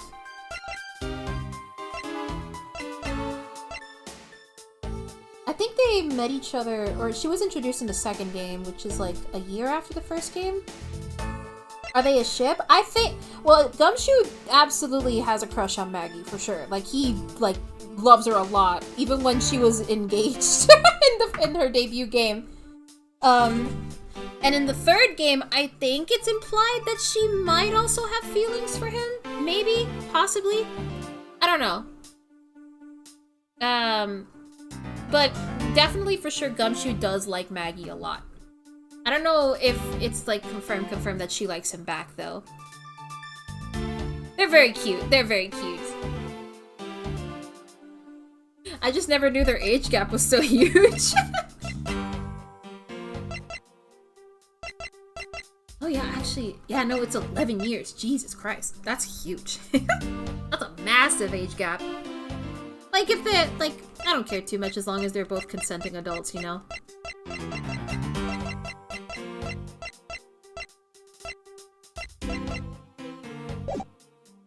Alright. Hold it! Are you sure Miss Bird is the only member of security who could have used the master key? There's only one person on staff at this time of night, and tonight, she's it. Isn't that right, Miss Bird? That's, true, but I wasn't able to use the master key at the time of the crime, sir! Wasn't able to? What's that supposed to mean? Yes, moving on. I hate to get sidetracked by something unrelated. What do you mean unrelated? I want to hear what she has to say, pal! But you can't really trust her not to tell lies. Plus, I hate wasting time. No, ask for more details. Not so fast. I too am interested in hearing what Miss Bird has to say. Didn't I just say that it'd be a waste of time? We don't need to hear her lies. I'll be the judge of that. Miss Bird, if you please. Oh, she has a little hat. I discovered the master key was missing at around 1 AM, sir. What do you mean by missing? Her uniform is so cute! Oh my god! Oh, she's so cute. She's so cute. I love Maggie. I think she's like one of my favorite side characters. She's so cute. As in, it wasn't anywhere in the security booth, sir. The killer must have stolen it. Mr. Portsman, I believe this to be an important piece of testimony, don't you? I can't believe that someone like you would be taken in by such words. I'm not lying, sir! Objection! If that's the case, then I'd like to know why you have the master key now. I don't quite know, it just reappeared all of a sudden, sir. A likely story. And where's your proof that the key was stolen to begin with? I bet you just forgot where you put it and then found it again. I never lose things. I can practically guarantee that. With me, if something disappears, it's usually because someone stole it. Yeah, pal, trust me. You don't want to test just how bad our luck is. Unfortunately, I can't deem this piece of testimony as conclusive. Glad you agree, Mr. Edgeworth. But... You still haven't established Maggie's motive for breaking into Miss Edgeworth's office. Her motive? Didn't we already establish that it was theft? I mean, the culprit clearly went through the bookshelves and at least tried the safe. Wait, how do you know about the safe? It is as Mr. Portsman says, Detective. I can't ignore the fact that all the evidence points towards a motive of theft. But I'm done taking those. It's time to counterattack with a few facts of my own.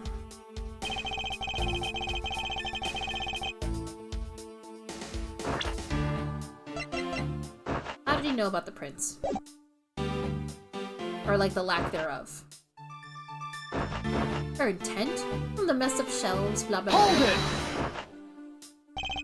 I concur that the culprit's motive appears to have been thievery. However, glad to hear that the great Miles Edgeworth is in agreement with little old me. However, with regard to the investigation of the bookshelves and safe, hey, good thinking asking for my opinion on the matter. Would it be too much for you to allow me to complete a full sentence? Help. Hold it!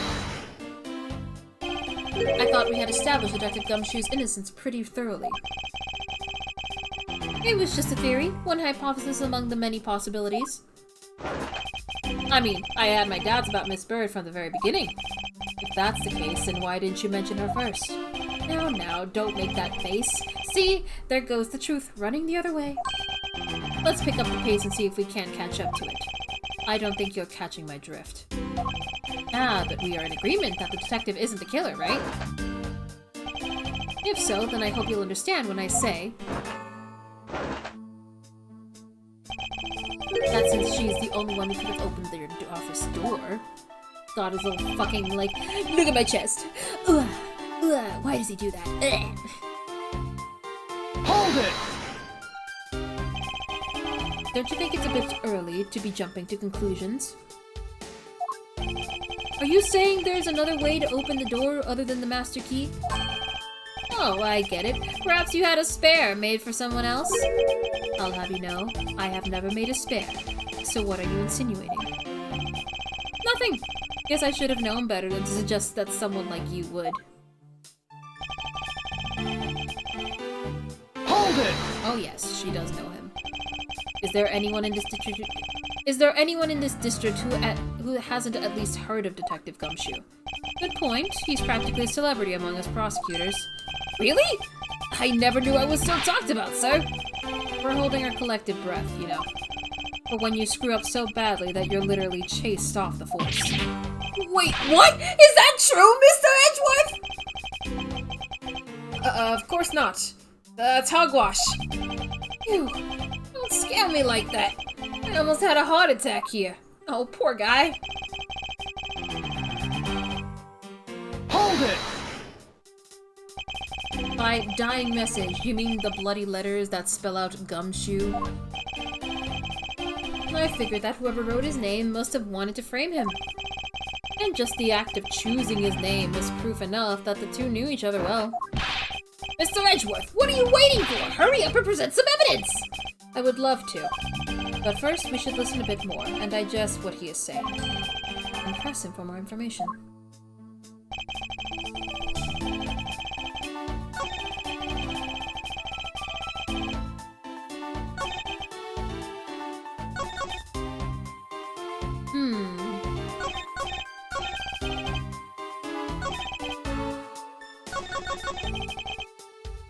Hold it! Are you sure Miss Bird is the only member of security who could have used the master key? That's the only one person on staff in this time. Tonight she's it. Isn't that right, Miss Bird?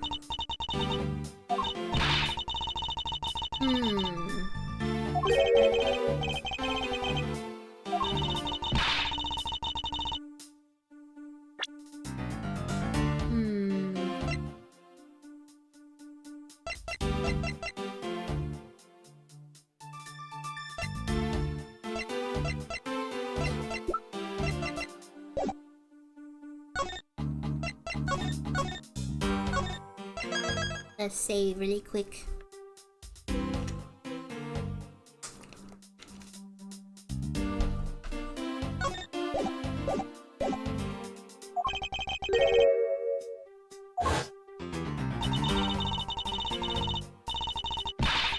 Objection!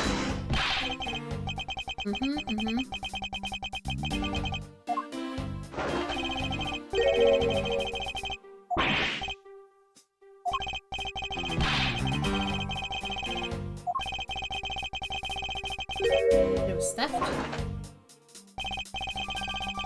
I mean, the culprit clearly went through the bookshelves and at least tried to save. Business report says, Detective. I ignore the fact that all the evidence points towards a motive of theft. But I'm done taking blows. It's time to count back with a few facts of my own.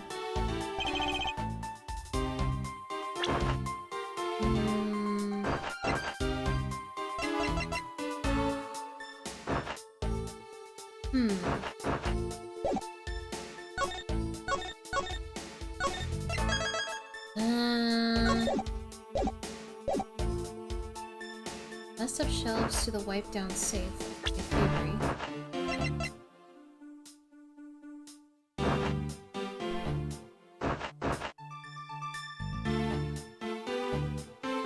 Oh, wait! How would she have known about the safe? Objection! She couldn't have known about the safe. Do you wish to continue insisting that Miss Bird was set on stealing something? Why not? It's the truth, after all. It was only by your logic that we came to the whole fevered conclusion, anyway. That may be, but you must also be aware of the fact that the safe is a secret safe. The existence of which is only privy to prosecutors. Ah! Yeah, he's a prosecutor. Did he forget that only prosecutors know about the safes? Idiot! Dummy! I find it a little hard to believe that a hidden safe was a part of her cunning plan. But she could have found it by accident while she was turning everything else upside down. I highly doubt that. I'd say the culprit knew exactly what they were looking for. After all, only the bookshelf and the safe were targeted. Yeah! Even I didn't know about the safe, Val! And that means there's no way Maggie could have known about it either. Then are you proposing that the killer is a prosecutor? Interesting conclusion. That's definitely looking more and more probable. That is a good expression. I like that expression a lot. I would like to see that more. What's wrong, prosecutor? You have a different suspect in mind now? I... Curses! Why? What made you? What's with the angry face all of a sudden? It's all my fault! What do you mean? It's Jim. He knew about the existence of the secret safes. What did you say? We were partners, like inseparable conjoined twins! That's why I told him. I filled him in on the secret safes. Then that means... Yeah, I know. I had only just told him too. Obviously it was wrong of me to tell him. Still can't quite believe it. The thief who broke into your room was probably Jim. Now he's claiming that the victim was the thief. And you were simply trying to stop him, weren't you, Miss Maggie Bird? Excuse me? I mean, you are the security guard, right? That's your job. But killing is going a bit too far, even in your risky profession. What the? You're still accusing Maggie of the murder? Yes and no. I mean, she had stumbled upon Jim, who had probably drawn his gun. I get it! It was self-defense, wasn't it? No! I couldn't have! I could never do something like that! Not even as a security guard, sir! Plus, even if he was the thief, he wouldn't have a key to his office! Which is precisely why he had to steal it, wouldn't you say? Look at that picture. It was Jim who stole the master key. Ah! Pretty impossible for a supposedly stolen key to be here with us unless you retrieved it from Jim after you killed him! Mr. Portsman, are you honestly accusing your own partner of being a thief? I don't want to admit it, but it's the only way for everything else to make sense. Has he no honor? Now then, I think we're done here. The investigation waits for no man. Would you people be so kind as to see yourselves out? You can't kick us out! This is Mr. Edgeworth's office! Ah, but I'm the one who's been assigned to this case. You are all suspects to varying degrees, and therefore ineligible to run this show. Listen, pal! How many times do I have to say this? Maggie can't be the culprit! Detective Gumshoe, calm yourself. But sir! We have no choice but to accommodate his request. For now. Ha! Thank you, Mr. Edgeworth. At least one of you understands. Now then, if you could remove yourselves from my crime scene, I'd be most grateful. Mark my words, Mr. Portsman. We will meet again. If that's a formal request from the legendary prosecutor himself, then I suppose so. Now, don't disappoint me, you hear?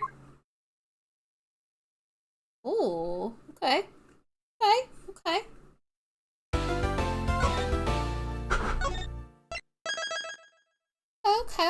Okay. Oh, she's so cute. Look at her. She's so cuteness.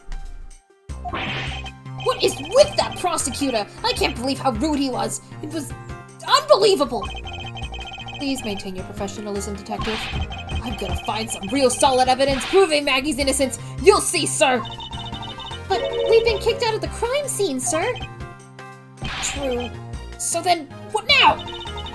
Looks like my life's falling into yet another gigantic ditch. Do not despair, Miss Bird. We can overcome this as well. There are many other places and things we should be looking into anyway. Eh? Really, sir? For example, this hallway. The linchpin of his argument against Miss Bird is related to the master key. In that case, this hallway is the perfect place to look for more information regarding the mystery surrounding my door. Ah, I see. Smart.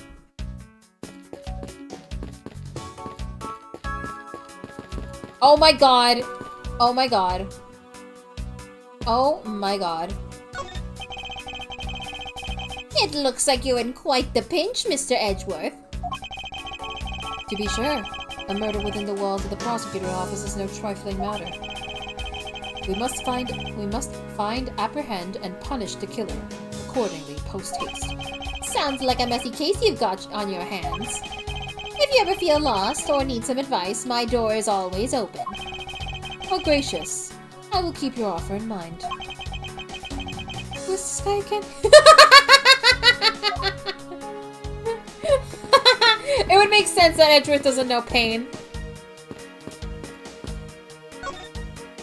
A chair! I won't rest until I've inspected every Hello? What's... Hello? Hello?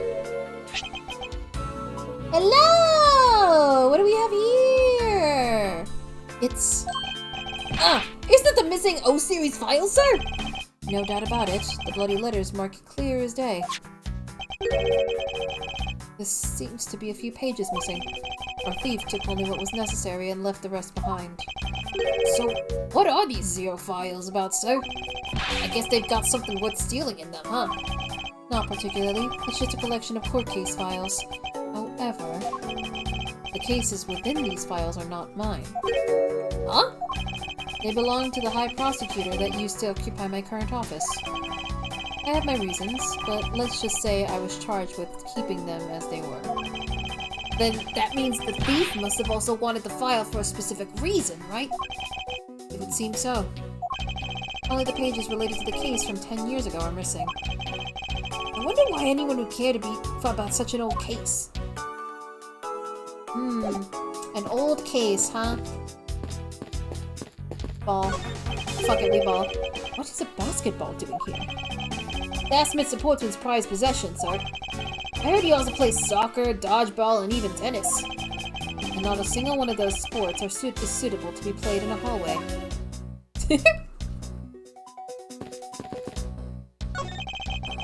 Is everything alright? Yes, sir! If you must know, I weighed myself this morning and I'm finally at 154 pounds. Congratulations, but I was asking about this hallway and this room. Oh, everything's okay, sir. A word of advice, stay focused, or you may start to lose even more weight. Oh. Oops, I didn't mean to do that.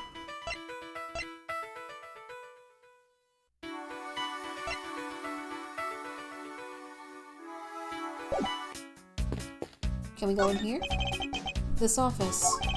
1203, 1203. Hey Maggie, whose room is this again? It's Mr. Portman, sir. So he's my new neighbor, I see. I suppose he moved in while I was away overseas? I guess we gotta talk with Maggie. I was wondering if I may speak with you for a bit concerning this case. I've always been a big fan of the courtroom. This is like a dream! A dream where I'm being cross-examined by the Miles Edgeworth! Can't let this chance pass me by. I must remember to ask her about the master key. I should jog her memory by showing her my notes to her with X. She's so cute. She is so cuteness. So, when did you discover that the master key was missing? By the time I realized it, I think it was around 1 AM, sir. And I noticed it was back at around 2:30 AM. It was just sitting there at the ledge where the security room's reception window is. But I'm sure that between those two times, it was not just gone, but stolen, sir. Why is such an important key stored in such an insecure place? It's not like that, sir. We always keep the key further inside the room, away from the window. Always, you say. Except for this time, correct? Well, I admit that was a bit careless, but I had my reasons. I left it out because I was sort of using it at the time. It was after I had used it that I left it sitting out on the ledge. She used the master key? Why did she use it, though? What did you mean by you used the master key? Oh, I had to use it to open the door for this prosecutor who had forgotten his key. Oh, cute! I mean, it's my job as a security guard, right? What is it? That's right! I just remembered! The prosecutor forgot his key! It was Mr. Portsman, sir! What? Please tell me more, Miss Bird, quickly! It was around 12 AM. Mr. Portsman had forgotten his office keys, so he came down to security, sir. And that's when you loaned the master key to him.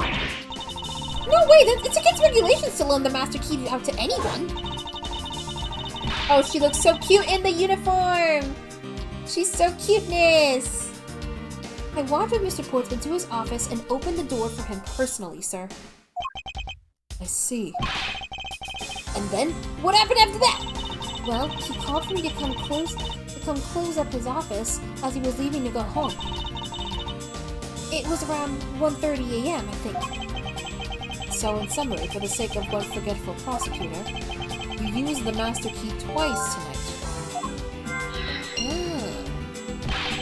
Talk about suspicious! I doubt you can say that you never left your keys at home, Detective. I think this calls for a fair examination of Mr. Portsman's door. Okay. Let's go check that out. I won't rest until I've inspected every suspicious-looking nook and cranny. Room 1203. Take it this is Mr. Portsman's office? Yeah, you can't mistake it because of that basketball hoop, sir. Oh, that reminds me. Mr. Portsman had actually wanted room 1202 really badly. But since you were already occupying it, Mr. Edgeworth, we put him next door, sir. So why was Mr. Portsman so particular about getting room 1202? I'm not sure, but I bet it's because of something like his birthday is December 2nd? Yep, that's gotta be it. I can't think of another reason why. I can think of at least 3. Why am I gonna waste my time thinking about this?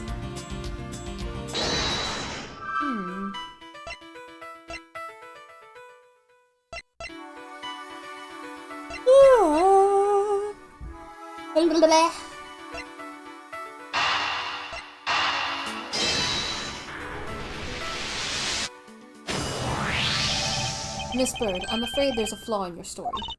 What? No way, pal! I mean, sir? You said that you locked up Mr. Portman's office at around 1:30, correct? However, the master key had already been stolen at that time. Wow! Nothing gets by you, Mr. Edgeworth! You saw that contradiction like a pro! I had totally forgotten all about that, but thanks to you, I remember it now.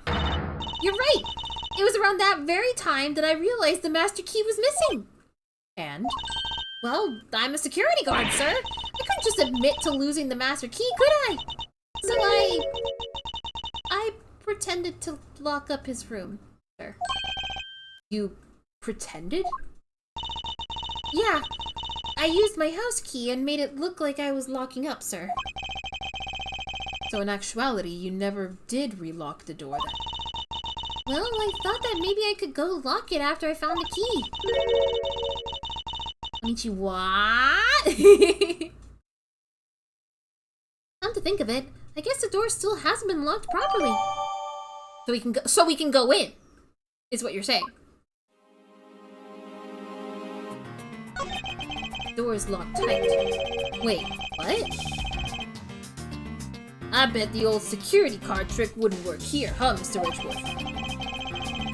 This is the office of a high prosecutor, Detective. These doors would be pretty ineffective if the average cat burglar could get through them. Aha! So I guess only a great cat burglar could get in. That must be who our culprit is. Might I advise you to return to that conclusion to whatever pawn shop you bought it from? It's Mr. Portsman's personal basketball hoop. I can't believe you put something like this in the hallway of a prosecutor's office. But, you know, it's actually pretty useful, sir. I haven't gotten lost trying to get to your office since I've been here. How long have I had the same office and yet You still managed to get lost!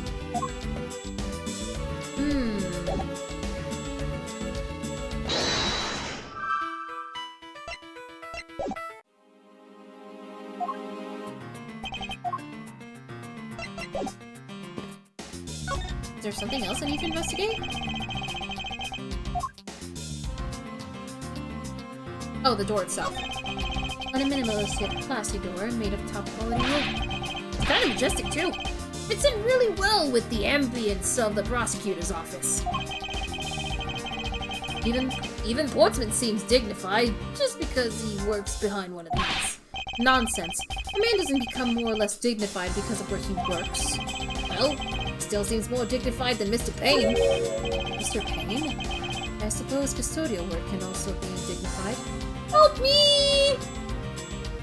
Oh,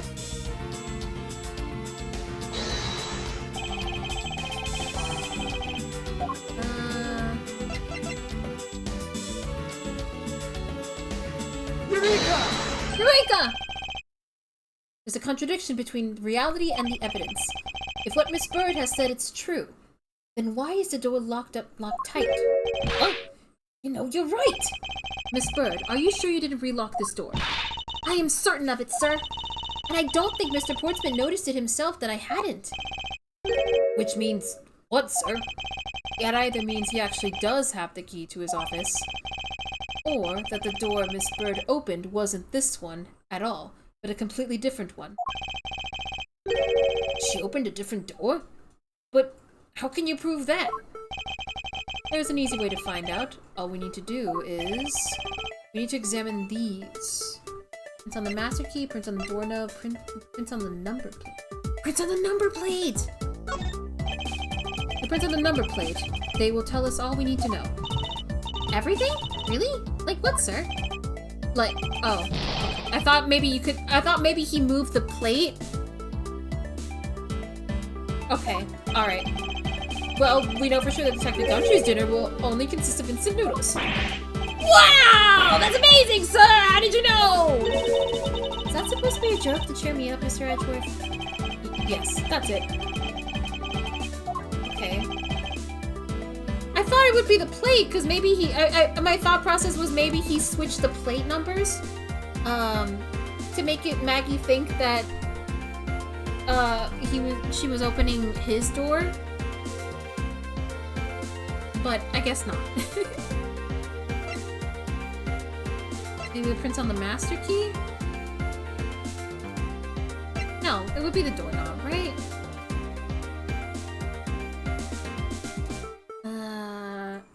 I mean, all of these make sense to me.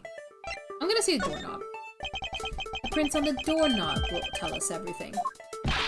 Hey, you! Yeah, you, pal! Do us a favor and see what you can lift from this, okay? So, what did you find out? There's no need for such belligerent nostril flaring, Detective.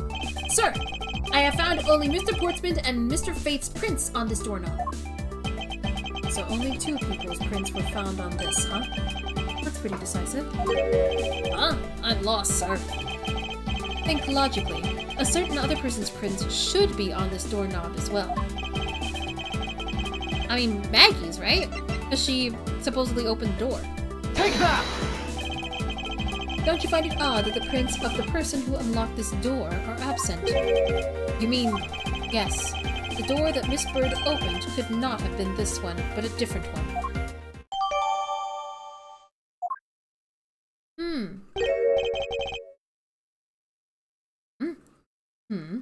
What have we here? Eh? Eh? Yeah, see, look, it moved! What is this? Looks like a scrap of paper. I'll get it, sir. Let's see. Oh, there's something written on it.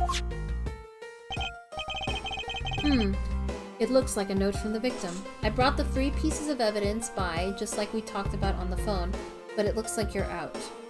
Guess I'll catch you later. Yeah. And it's for Mr. Portsman. Interesting. What's this? What are you looking at, sir? Oh, yeah. Oh, hey, how about a game? That's okay, Detective. I just found the position of this hoop to be a little off. Hey, you're right, sir. I guess it shifted when someone made a seriously sweet slam dunk. It was definitely unnatural.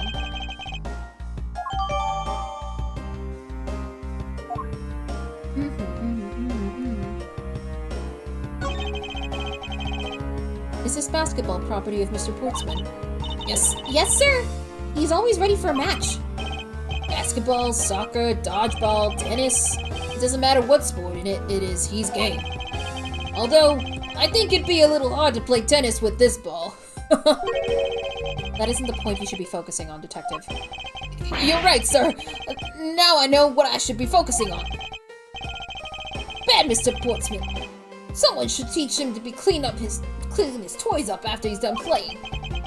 I think we've reached the end of this conversation.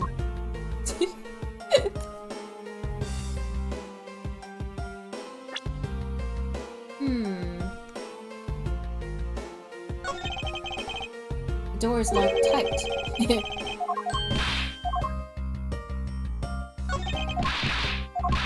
Make sure everything is checked.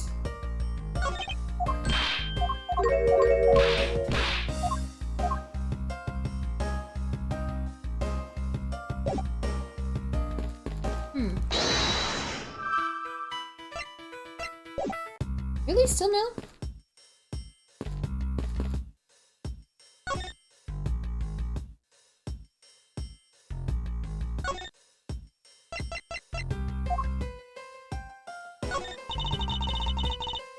I'm just a lowly security guard, so I'm not sure what I should do with that other than to guard it. It's like talking to another gumshoe. Help!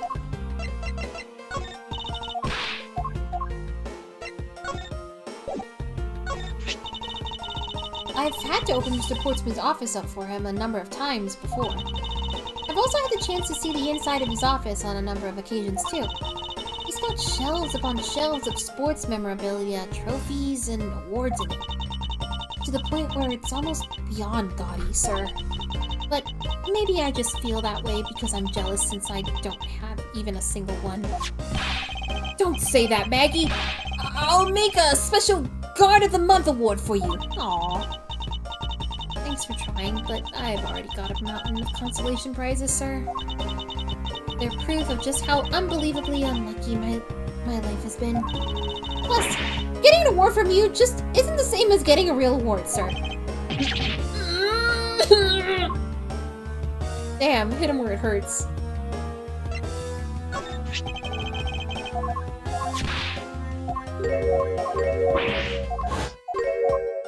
Yes. Okay. Let's see if she has any new information. Okay. That's a prosecutor's badge, isn't it? It proves that you're really a prosecutor. Interesting. Despite all the appearances, she seems to know more than Gumshoe. With that badge, even I could be a professional prosecutor. Sir, may I please try that on? Just for a little bit? I don't think that would be a very good idea, do you? I guess not. On second thought, they're actually on the same level. Help! I love her little sparkly-eyed face. Oh my god, that emote! Oh my god! Gumshoe! Oh! Gumshoe!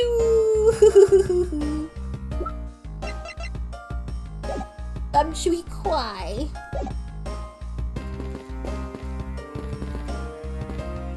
Let's see, what else can I investigate? Can I go back in the room?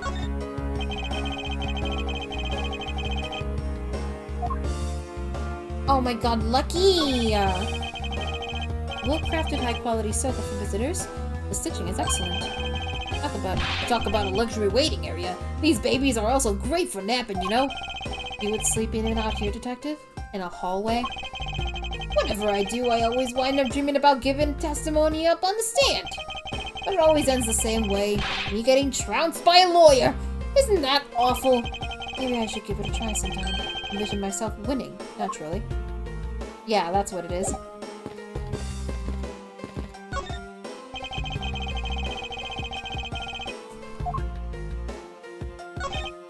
One, 202. These 4 numbers on a number plate alone proclaim this to be my office. Whoops! Hey! These number plates slide right... See what I mean? That's what I was trying to imply! Man.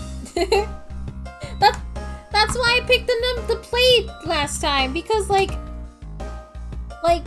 you could, my thought process was, hey, he probably switched the plates and the hoop to make Edgeworth's office look like his office so Maggie could open it up.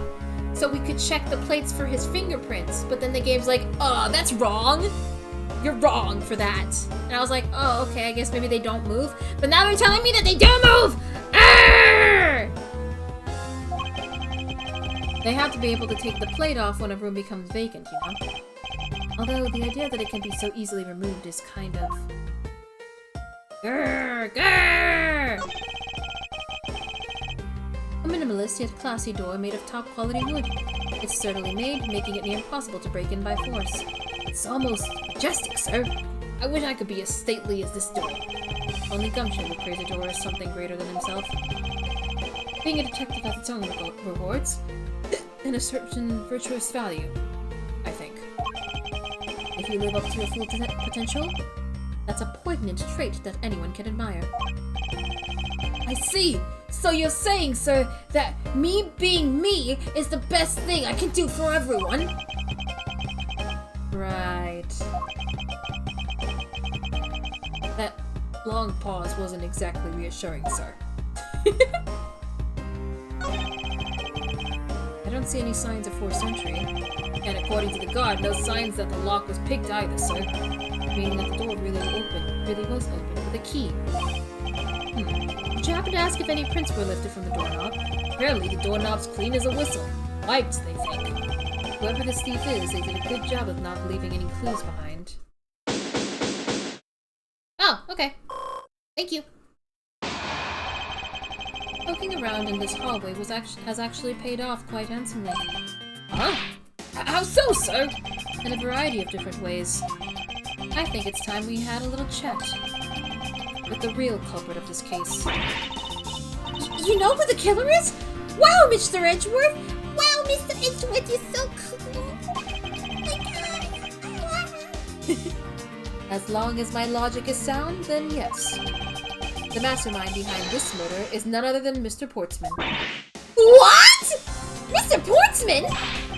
I knew it! That's exactly what my logic senses were telling me too! I suspected it was him from the instant he accused Maggie of being the killer, sir! That is anything but logical. Ladies and gentlemen, prepare yourselves. Come what may, it's time to knock on Truth's door.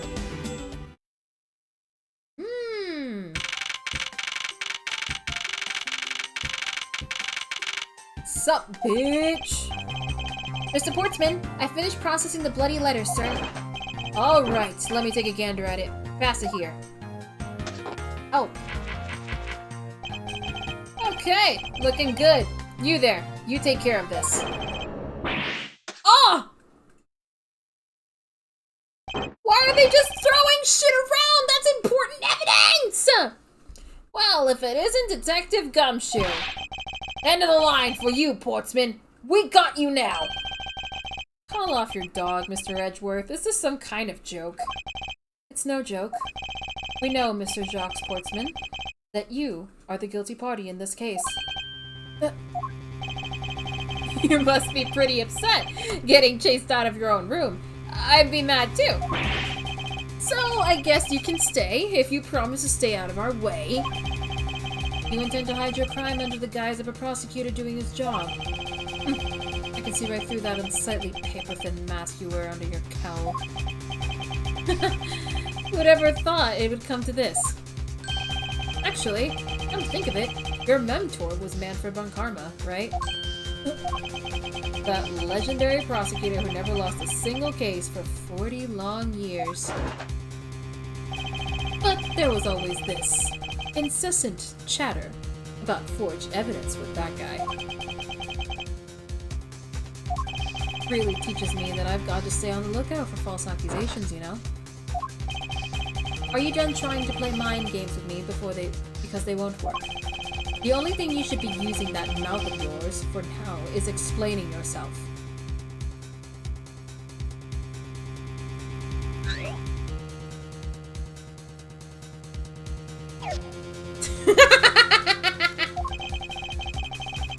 Although that too will only dig your hole.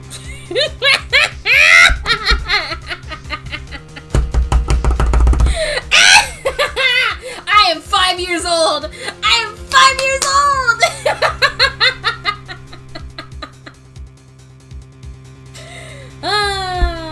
Either way, your game is up. Oh! Okay. Well, aren't we full of ourselves? Even though you have yet to prove anything.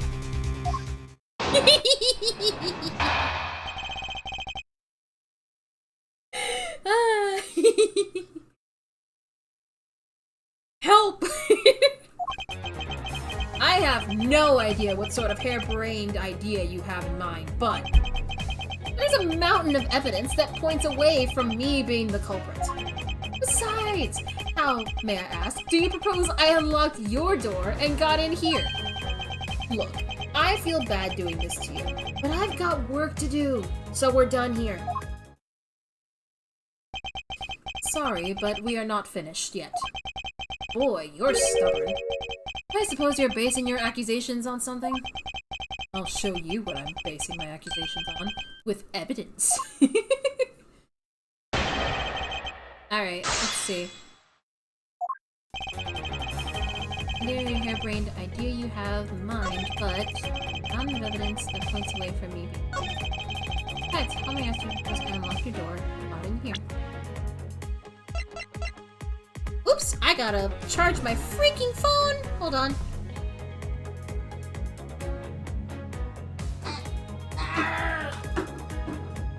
Here's my phone charger!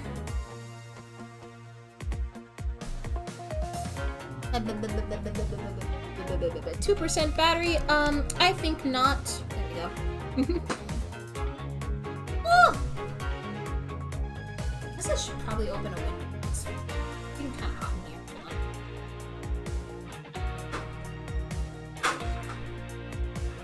Hold on. Oh my god, it's so cloudy outside! Oh, it's gonna rain like crazy! Fuck.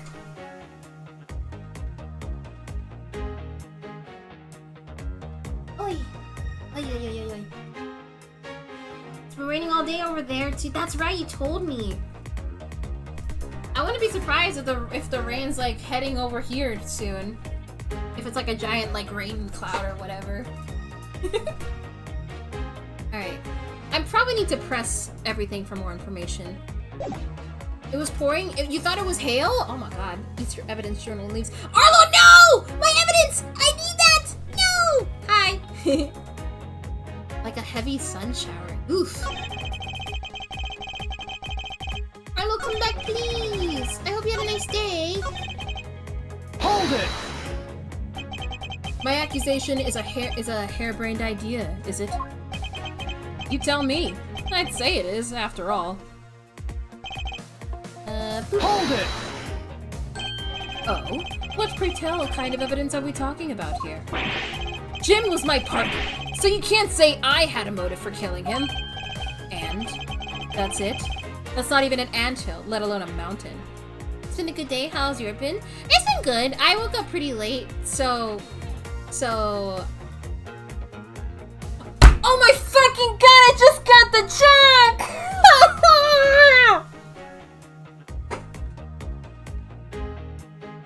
I just got the fucking joke! Oh my fucking god! Jock Sportsman? Jim? His partner? Oh my fucking god, I'm gonna kill this game.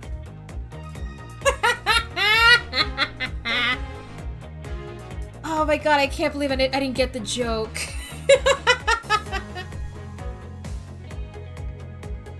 The second time I think I've done this in one of your Acers.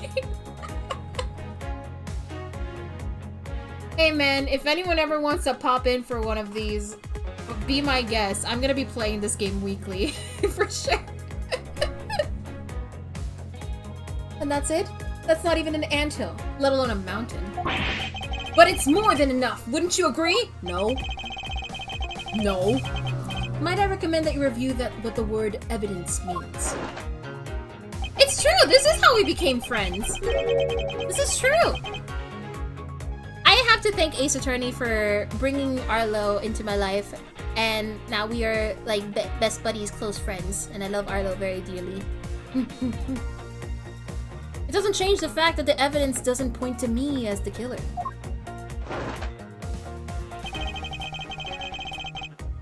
Hold it!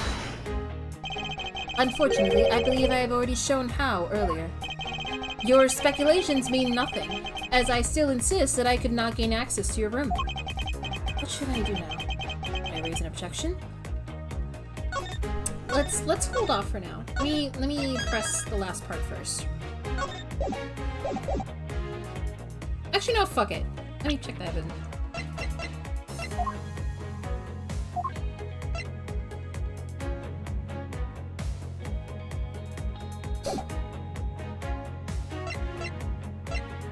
No, not yet.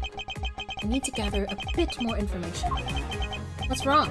Don't tell me all you wanted to do was find fault with my flawless logic. Hold it! I don't think so. Oh, and why is that?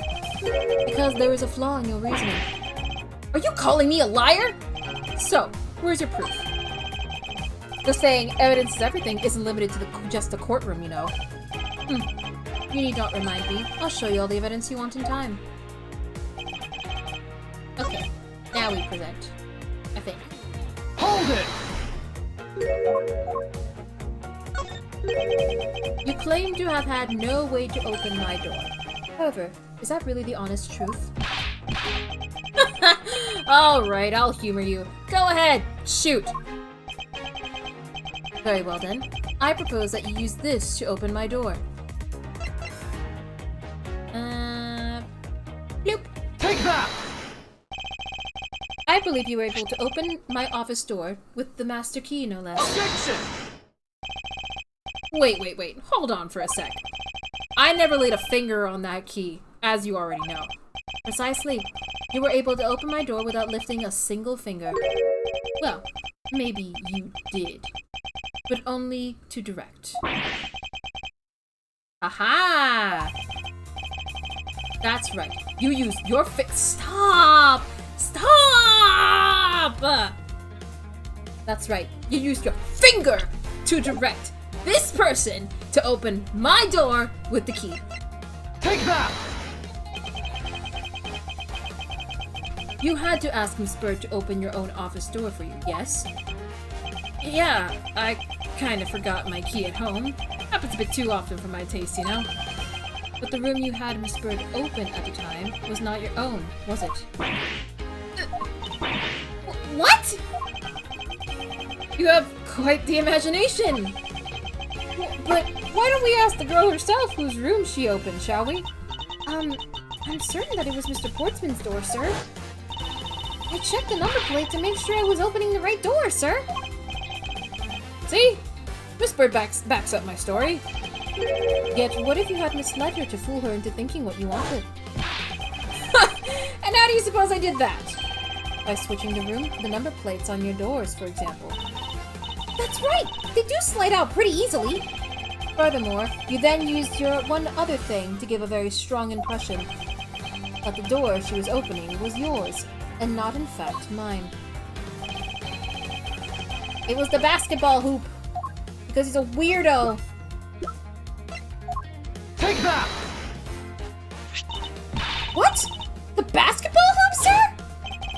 It's quite the peculiar fixture in any hallway, let alone a hallway in this building. Which is why it left an unusually strong impression on you. It's an object perfectly suited to sit just outside the office of a peculiar prosecutor. Ah! That's very true, sir!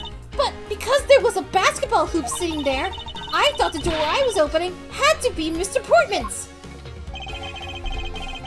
There were signs that the hoop has been moved. To sit in front of my office, to be sure. I see. So that's how you throw suspicion on people. Thanks for the tip. But I think your conjecture is a little off the racetrack. Now you're just spouting nonsense. I had the girl open my office door.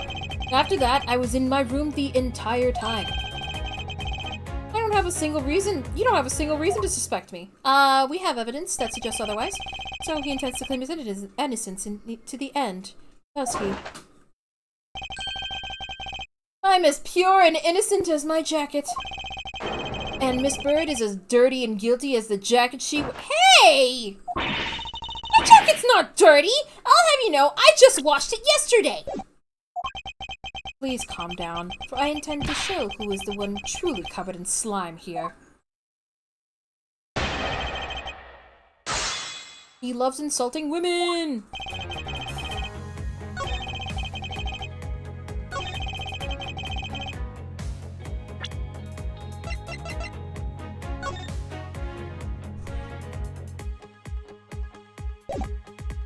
Objection!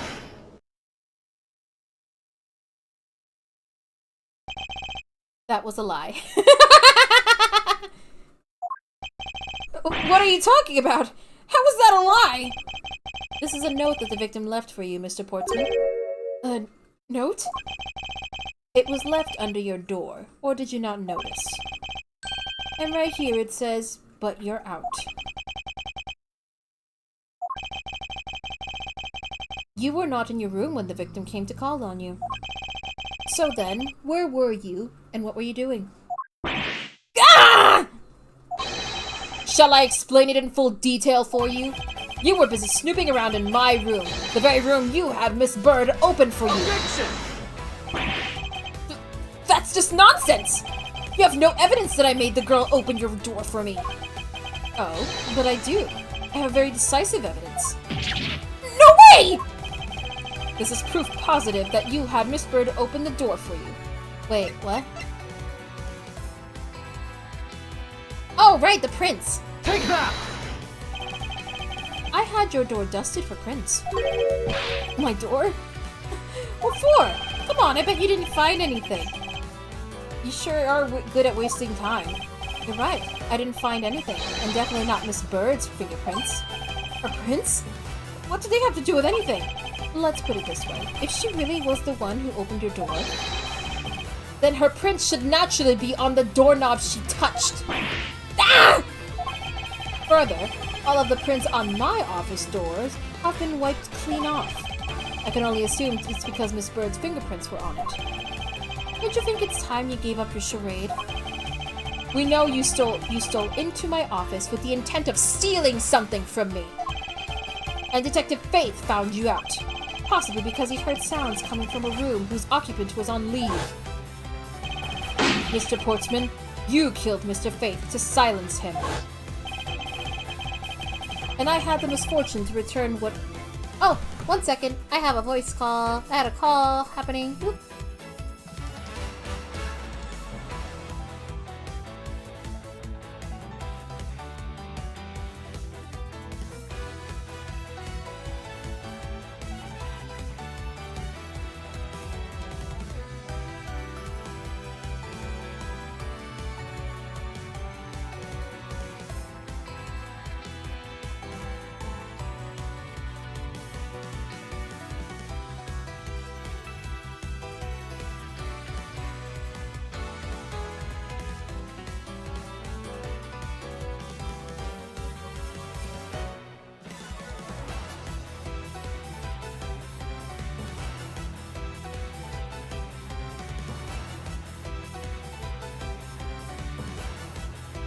I'm back.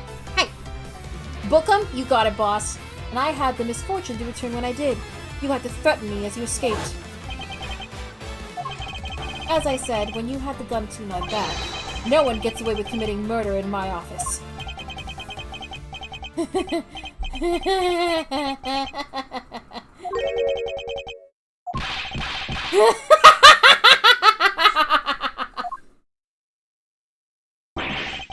And just what's so funny, pal? Well, that look of stiff seriousness on the face of this office's finest prosecutor, as he makes a huge mistake in accusing me, is simply too much to bear. There's just nothing else like it in the world. What? Mr. Edgeworth just explained it all, and even backed it up. You're the murderer. Stop trying to be slippery and just admit to the crime already. And as I said earlier, it's all so circumstantial, so full of conjecture. You say you checked my doorknob for prints? Yeah, I can readily confess that I had wiped that knob down as well. Eh? I'm a little obsessive-compulsive, you see. I didn't want to touch a doorknob that you had What the fuck, woman hater? Which is why I wiped the knob down as soon as I could after you opened the door. After that, it makes perfect sense that only Jim and my own prints would be on there. No, it doesn't. No, it doesn't. What do you mean? No, it doesn't. Well, I guess maybe. I don't know. You made that up just now, didn't you? Furthermore, as for the note Jim left for me, do you know exactly when that was? For all we know, he could have left it there before I arrived at the office. Like, early evening, for example. Are you saying you failed to notice a note in your doorway? Hey, even geniuses fail at times. As I was probably too preoccupied by work-related matters, although that's no excuse. Now that's just a flat-out lie! There's no way you didn't notice a note that size! But you can't prove that, can you? Say something, Mr. Edgeworth! Back me up here, sir! This one makes a good point. I can't prove that he didn't simply overlook it. Besides, I have an airtight alibi. Airtight, you say? I only just realized I had one as we were talking. I guess it would have been better for all of us if I had told you sooner. What is your alibi? I'm gonna break it. If memory serves, you came back to this office at around 2 a.m., correct? And it was then that you had the unfortunate confrontation at gunpoint with the culprit.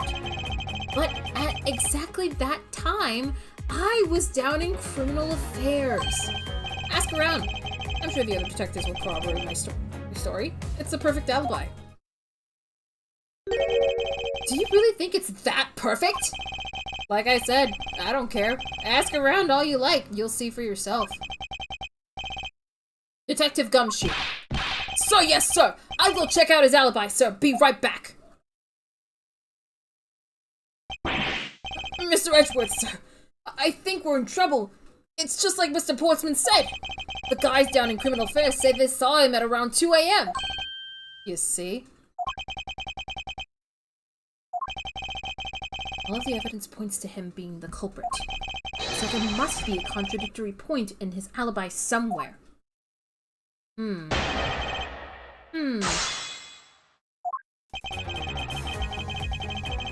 Let me look at the evidence. What do we got so far? We got the body.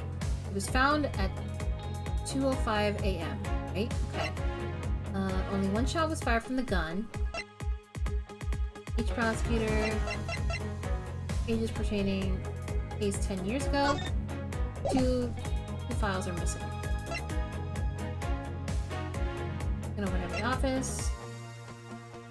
It's door, but it doesn't have Maggie's prints, note, and the basketball. Only 4 profiles. Okay, we don't have any evidence right now, so it's gonna be a case of pressing and trying to get more information. Hold it! You are correct. It was around 2 a.m. Are you sure? It's really important to me that you're spot on with the time. I remember checking my watch then, and make no mistake, it was 2. Ooh, giving testimony like a pro. Okay, so you came back to your office at 2. Hold it! It is as you say, however. Yes, however, you are the only one who claims to have bumped into the culprit. So tell me, did you see the person's face? Was it me who you saw? It was pitch black, so I couldn't actually see. Objection! Oh, come now. I'm sure you saw something. Try a little harder, why don't you? I'm beginning to feel like I'm the one being interrogated here. Oh well, it doesn't matter if you remember or not. It only matters that you ran into the culprit. Why were you at Criminal Affairs then? Hold it! So you paid the Criminal Affairs Department a visit? Yup. Right after I left the prosecutor's building, I headed straight for the precinct. Hold it! Well, we did go and ask around to confirm your testimony. And it was just as I said, right? Yes, sir. A number of detectives said they saw you at around that time. See? I have the perfect alibi! That's the ace I had up my sleeve. Ah! Impossible! He actually does have the perfect alibi! What's wrong? Why the sudden look on your face? Can't you say something? Did you say anything back, Mr. Edgeworth? I think we've reached the end of the line, and it's time to get off this crazy train. You there! Sir! Please escort the young lady out, but remember, be gentle. Maggie! Detective Gumshoe!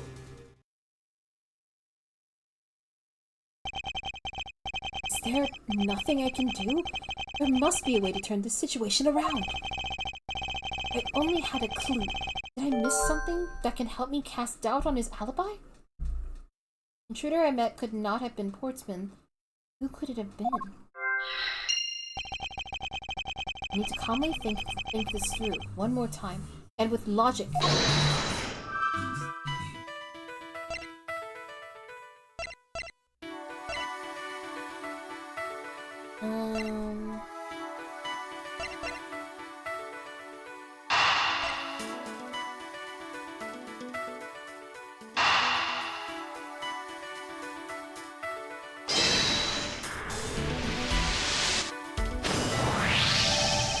There were 2 bullets left at the scene of the crime.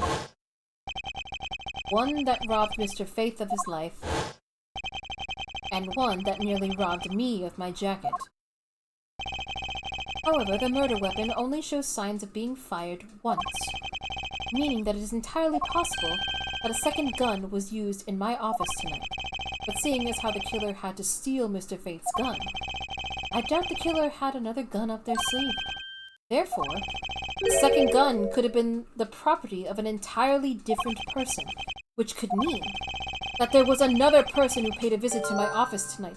Ooh!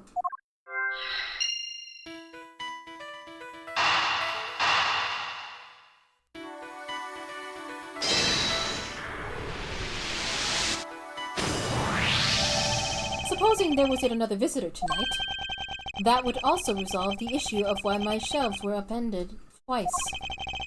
We know that the shelves were disturbed once before and once after the murder, so it shouldn't be much of a stretch to think that it was the work of 2 different people. Once by the person who stole the victim's gun and then killed him with it, and once again after the murder by our second culprit, who was the owner of the second gun. If we suppose that the second culprit's gun was the one that was pointed at my back. Objection! Mr. Portsman, it seems that I need to amend my assumptions regarding this case.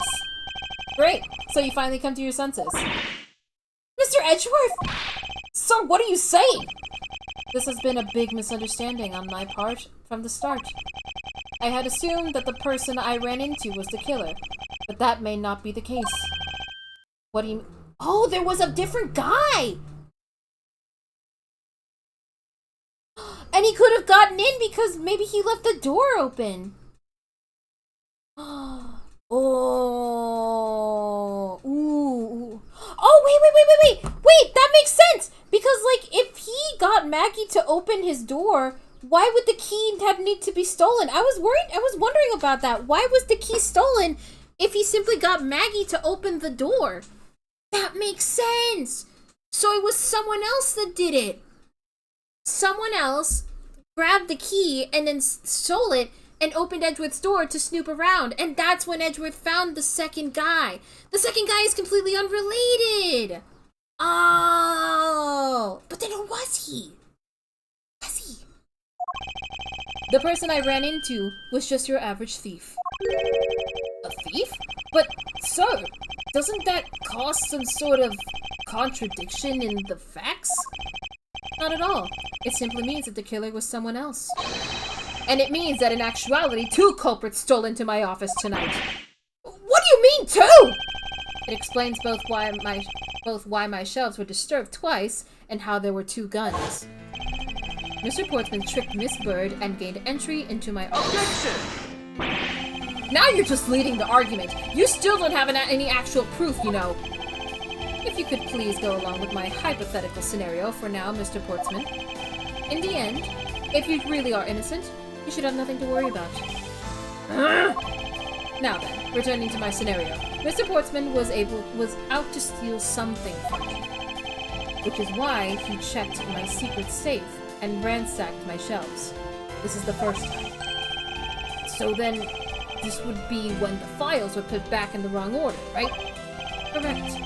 And then, just when he was about to look somewhere else, who should walk in but his own partner, Mr. Faith? But why did Mr. Faith come into your room, sir? He probably had business with Mr. Portsman, which is why he was in the area. But that's when he noticed sounds coming from my office, about would be my guess. Oh, because you were supposed to be away, right? And he must have thought it was on, so he came into this office to check it out. Correct. And as a detective, that was the right thing to do. But when he came in, he found his own partner standing there. Because it was Mr. Portsman, Mr. Faith probably let his guard down. But Mr. Portsman was not so merciful as to let him leave alive. He waited for a chance to steal Mr. Faith's gun from him. Then he killed him. He silenced Mr. Faith for catching him in the act of stealing.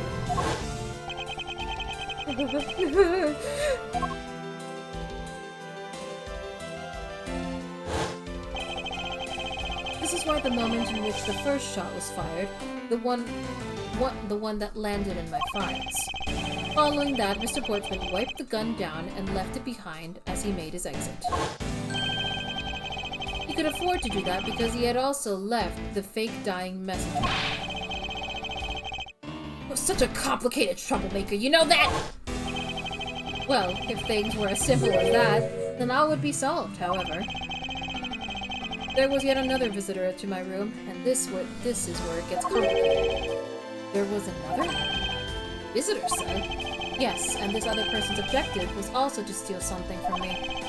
Now then, even after Mr. Portsman left, the door to my office remained unlocked. However, this new visitor had no way of knowing that, so they stole the master key from the security guard's room, and then entered my room and searched through my shelves. This was the second time that they were disturbed, and it seems the thief found their prize. The stolen zero file, right, sir? Correct. Only just as the thief was about to leave with the file, I appeared. The thief then threatened me with their own gun and made their escape. The second bullet was fired during that brief encounter. So, the shelves getting messed up twice in 2 bullets. It was all because two different people were doing 2 things at the 2 different times. Precisely. So now do you see, Mr. Portsman? The person I met was just a thief, and was not, in fact, Mr. Fate's killer. Your alibi for the time frame in which I ran into the other person is now irrelevant. Because we now know that the murder took place during the first culprit's visit. Objection!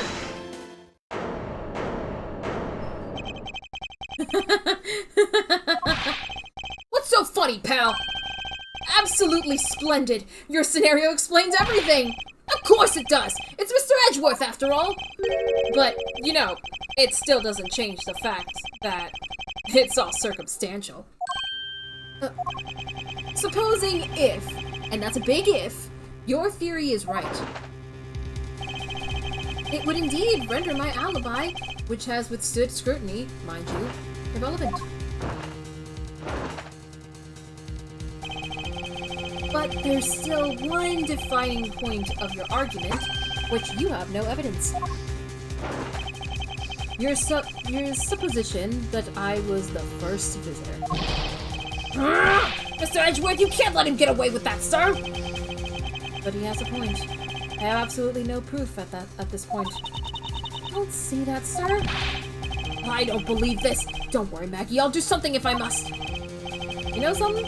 I find your attitude to be somewhat peculiar, Mr. Edgeworth. If the person you met really was just a plain old thief, then why is that person not your main suspect? That is, if your theory is correct. Well, because you're a bitch and I don't like you. That thief you ran into should be your real suspect, wouldn't you say? We should be out there looking for that thief right now. They might still be nearby. I hate to repeat myself, but as I've already said, I was training in my room. And when Jin came to deliver some evidence to me, I was down in criminal affairs. So I can't be expected to know what happened around here after I left. So you think we should be out there looking for the thief? Of course! Now isn't the time to be having these dead-end discussions. I don't think it's at all dead-ended. I find your alibi to be fascinating. Let's continue where we left off, shall we? I I know he's lying. I know he was here, at the scene of the crime. I just have to find a way to prove it. Alright. Hold it! Actually, no, I wouldn't. Why not? That's elementary. The dying message, of course. Mr. Fate's killer very clearly left those letters on the spines of those files. And it was after they were on there that the thief stole one of them. You mean the 0 files, sir? And that's how we also know the letters themselves were set up, and not from Mr. Fate. If the thief was the killer, do you think they would try to undermine themselves? Ah! Maybe the killer just didn't think of that either. Yeah, that must be it. Maybe, just maybe.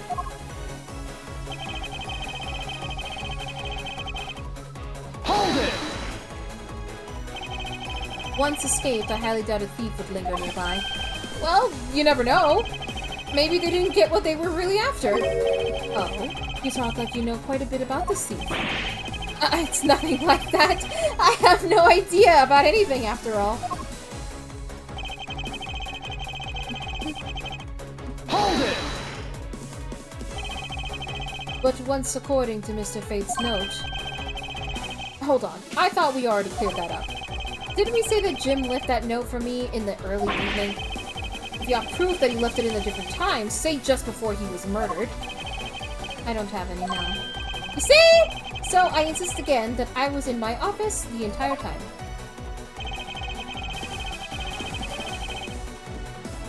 Hold it! Why didn't you go there with Mr. Faith? Oh, that's because he said he was tired and was going to take a quick nap. You know, those sofas in the hallway? He likes to sleep on those. It's one of his habits. And what of the evidence he brought? They were things related to yesterday's case, just 2 items, a gun and a pendant. Pendant? Interesting. This piece of testimony seems too crucial to let it slip through the cracks.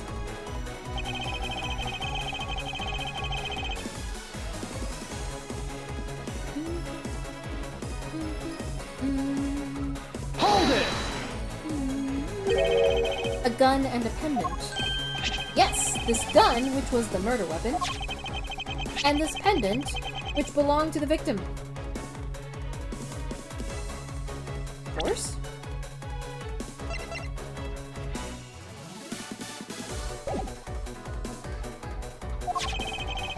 And why were you taking them to criminal affairs? There was something in a past case file I wanted to compare these two. But all this has nothing to do with this case right now. Anyway, I believe you'll find the long paper trail I left to be your satisfaction.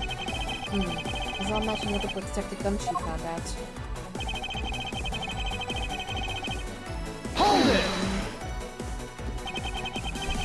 I can't expect you to know, can I? Nope. Look, I guess you can expect me to take a guess based on logical deductions. Oh, then let's see you deduce. Jim waited for me to leave, and then stole the master key. For the purpose of sneaking into your room, of course. And that's when Miss Bird caught him red-handed, and the murder occurred. It's all exactly as I laid out earlier. I know he's lying. I know he was there. And at the scene of the crime, I just have to find a way to prove it. Okay.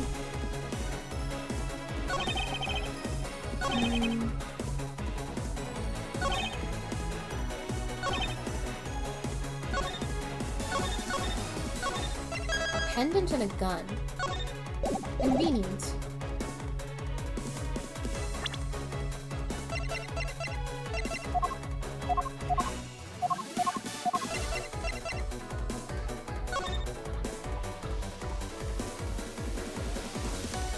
It does have a horse on it.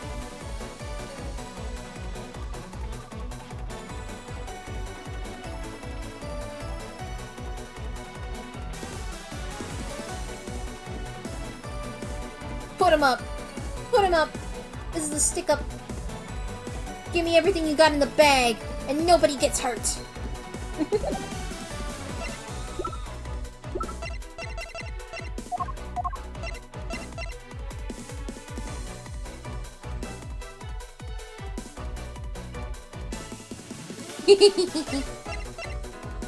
Objection! Oh, it's not this. Whoopsie!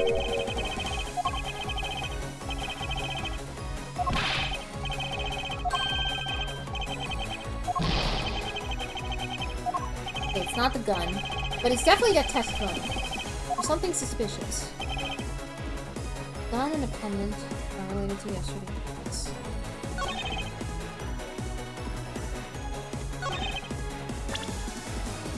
Maybe it's the evidence?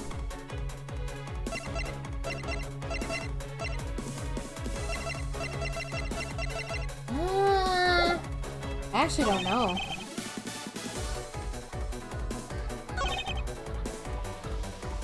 It said I was training in my room. Should be out there looking for that tooth. Can we look at the pendant? Hold it! I would like to look at the pendant.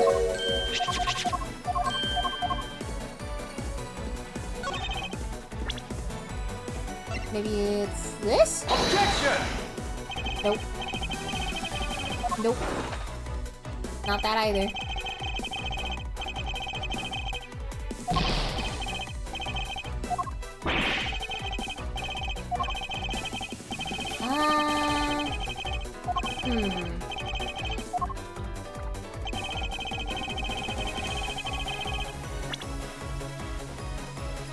Oh, wait, I'm dumb.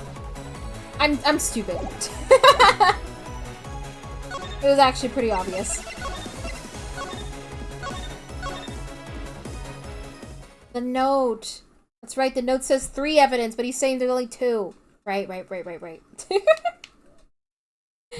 forgot about the notes. Teehee. Objection! Only 2 pieces? I believe the proper phrase here is, you fail. Excuse me? You fail as a prosecutor, Mr. Portsman, as you intend to keep evidence hidden from me. What are you talking about? I haven't hidden anything from you. Well, here's a piece I think you should read. Carefully. It said that Mr. Fate was bringing 3 pieces! Yes, and this is the victim's real dying message to you, Mr. Portsman. Hey, I can't believe! To get tripped up by simple arithmetic! Where is the missing piece of evidence? It's... You have it, don't you? Only the guilty would make such a face. Detective Gumshoe? You don't have to say it, sir. I'll pat the guy down from head to toe. Don't come any closer! I'm warning you! This is all part of the investigation, pal, so don't even think about stopping me. No! Hey, what's this? He had this on him, sir. Despite what you said, it would appear that you do have something to hide. But why would he hide something like that? There's only one reason why anyone would hide evidence of this caliber. Because it would unequivocally point to the person himself as the real killer.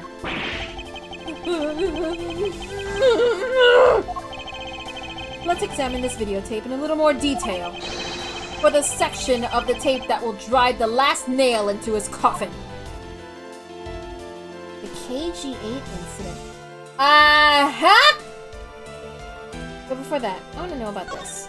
The KG-8 incident. That's a police case number, sir. Does that mean this video is evidence from that case? Interesting. However, what's recorded on it isn't what's important right now. Let's give the casing a thorough once-over. Aha! There's blood, isn't it? Yes, and I believe this is what the good prosecutor was trying to hide from us. This blood is still fresh. You mean this might be Detective Fate's blood? No! No! You've got it all wrong! No amount of denial can save you. We have but to run a blood test to find the truth. You told us that you had received evidence from the victim earlier. Now, will you tell us when and how did the victim's blood find its way onto this video? Yeah! It's totally suspicious! Was it at the moment of his death? Did Detective Faith have this videotape on his personage when you killed him? You know very well there's no way to prove that. Not even if we were to examine this tape for fingerprints. Ah! If I had to take a guess, I'd say that the only ones on here would belong to the murderous you and Mr. Faith. No! Impossible!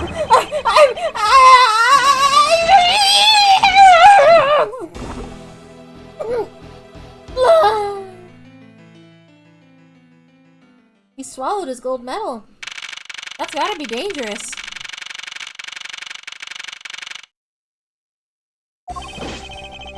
Mr. Portsman has been placed under arrest for the murder of Detective Buddy Faith, sir. Very good. And the results we got back from the lab techs on the tape turned out to be real solid, sir. The blood work came back and it was definitely Mr. Faith's blood on there. And as a bonus, they were also able to lift a few of Mr. Faith's fingerprints as well. Thank you so much, Mr. Edgeworth. I still can't believe I got to see your cool deduction skills outside the courtroom. I'm impressed beyond words, sir. It was nothing. I'm just sorry you got caught up in the murder in my office. Please accept my apologies. Oh, it was nothing. Really. Compared to what I've been through, I mean. I consider myself lucky that it was only a burglary and a murder this time. Girl, if it had been a holdup or a hostage situation, I'd have thrown my hands up in the air. I think I'm finally rising up from a goddess of misfortune to just an unlucky person. Something tells me we should have hired a different person for security detail. You know something, sir? That Mr. Portsman really was one corrupt prosecutor. Why would you say he was corrupt? Well, I heard that there were a number of suspicious things related to his court cases. There's even rumors about how some of the evidence he uses is forged, sir. Forged evidence, huh? And they say he even decided not to prosecute a few cases for some really vague reasons. Ooh, that guy was a complete disgrace to the entire profession! We never did get around to asking what his reason was for breaking into my office. Yeah, whenever we got near that topic, he just clammed up. Although we can be pretty certain that it was to steal something. This is just between you and me, sir, but there's a rumor that some sort of huge organization is involved behind the scenes. Oh? Well. With Mr. Portsman not willing to divulge anything, it certainly lends credence to that rumor. It would seem that we haven't heard the last of this. Huh? Then Mr. Portsman isn't the bad guy? I didn't say that, but rather that there are still many more mysteries for us to solve. For example, we still haven't figured out the significance of this piece of evidence. This one? Take that! The person who stole this file, the other villain of the night. Yeah, wonder who it was. And what happened to the stolen pages. I wonder, what world was it that held me up at gunpoint? Mr. Edgeworth, sir! Yes? I came across this while I was processing your office earlier, sir. Eh? This card! What is it, sir? Is that a bird or something on there? It's not just any bird. It's the mark of the raven. A three-legged raven. Even you should know what this is, Detective. Oh! It's about that thing, isn't it? That great thief everyone's talking about! Yes, it is. The mark of the great thief Yatagarasu. What, huh? Hey? Huh? Hey? Hey? Ha? Hey? Hey? Hey? Hey? Ha? Hey? Hey? Hey? Hey? Hey? Hey? Hey? Well, I guess the people that wrote Dual Destinies did also write this game, I heard. So I guess it makes sense. It makes sense! That they would reference each other. Under the mark of a legendary bird, the Yatagarasu is noble to the end, a modern Robin Hood.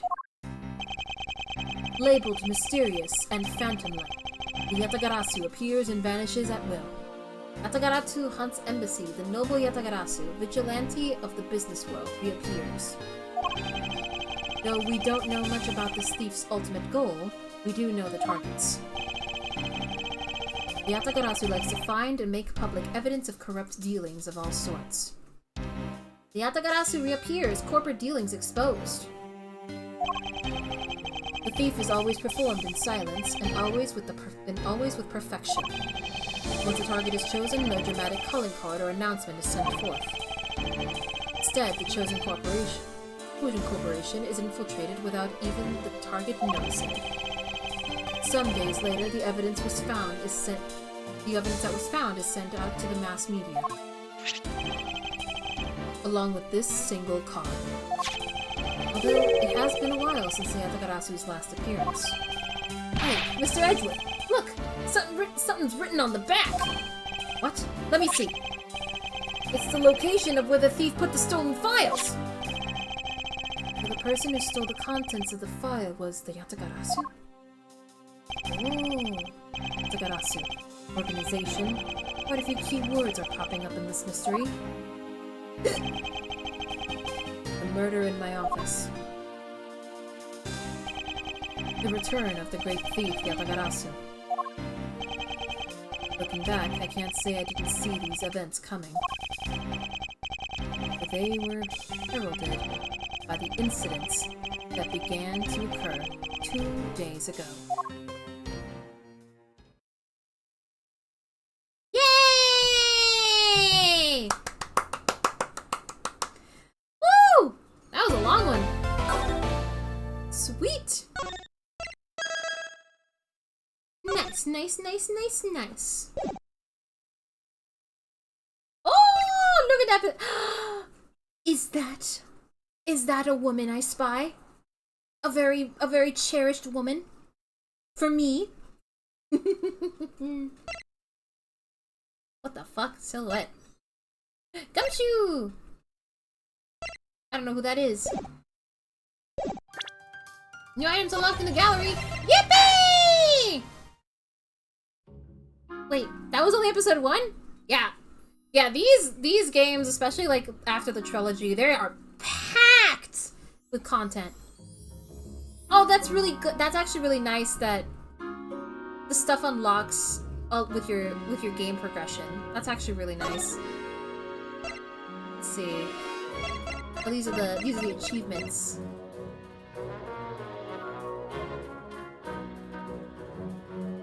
With HD chibi characters.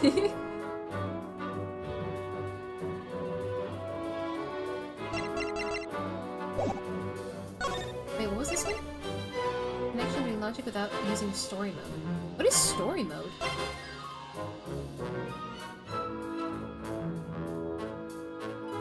Is story mode like the easy mode? Like the... What is story mode? I'm gonna assume story mode is like, it takes away the gameplay aspect and you just like... It plays like an actual visual novel. You know what I mean? Like it plays itself. You see all the correct options. That's my guess on what story mode is. That's really nice that they have that, because sometimes people just don't wanna play the game, or they don't want to think too hard, they just want to enjoy the story. I like when they add that. For folks that just want to enjoy the story. Oh, look at the art is so cute! Look at Gumshoe watching TV. That's so cute. Ah, these are the in-game CGs. Look at this fucking freak. There's Buddy. Dead. Maggie looks so cute in that uniform. I love her.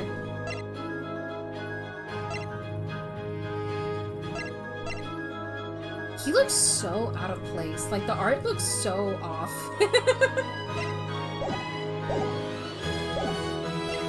Character companion? Wait. Aw, cute! I'm guessing that's gonna be our Maya from this game. Oh, we can see the animations here! Oh, and it lets you switch between the original pixel art! Oh, that's awesome! That's really good! Oh my god, there's a lot of, like, good stuff here.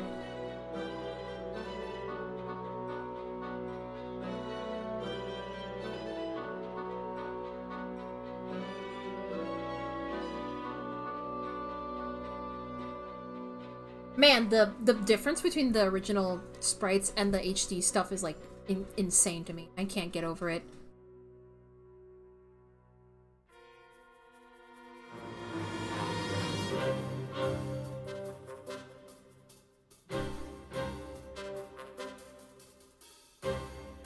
It's crazy, the jump in quality.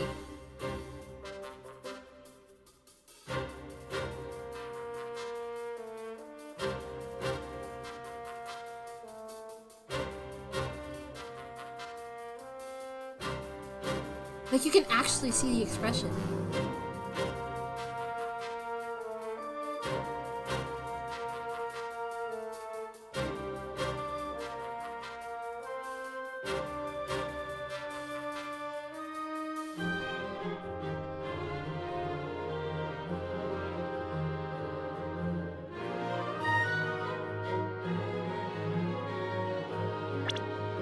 Objection!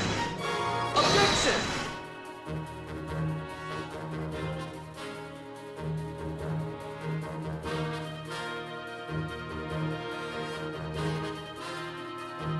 Objection!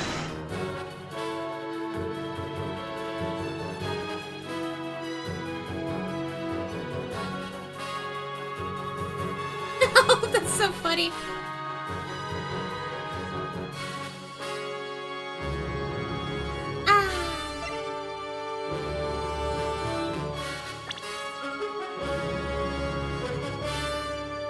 It's crazy he has these, because I don't think we ever see him.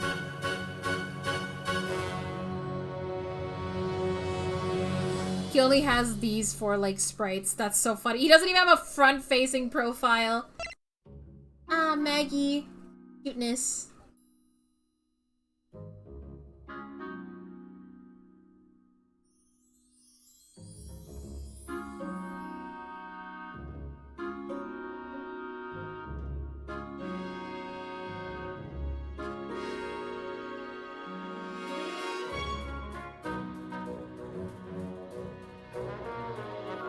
So cute.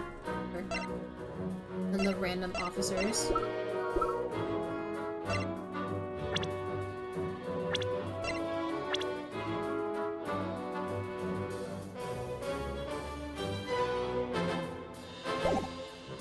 That's so good. Wait, is there one I haven't seen? Maybe Edgeworth?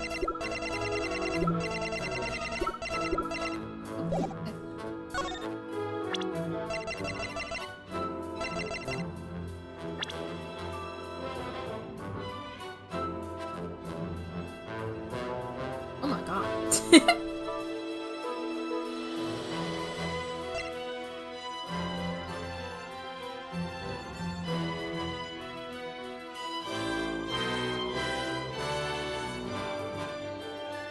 I'm like blown away by the insane rise in quality. It's so good. Documentation. Oh! Can't look at that! Can't look at that! That's where the spoilers are! That's where the real spoilers are! Oh, but I want to so bad. Ooh, I wanna look at the concept art so bad. I wanna look at the art so bad. It's just like a small...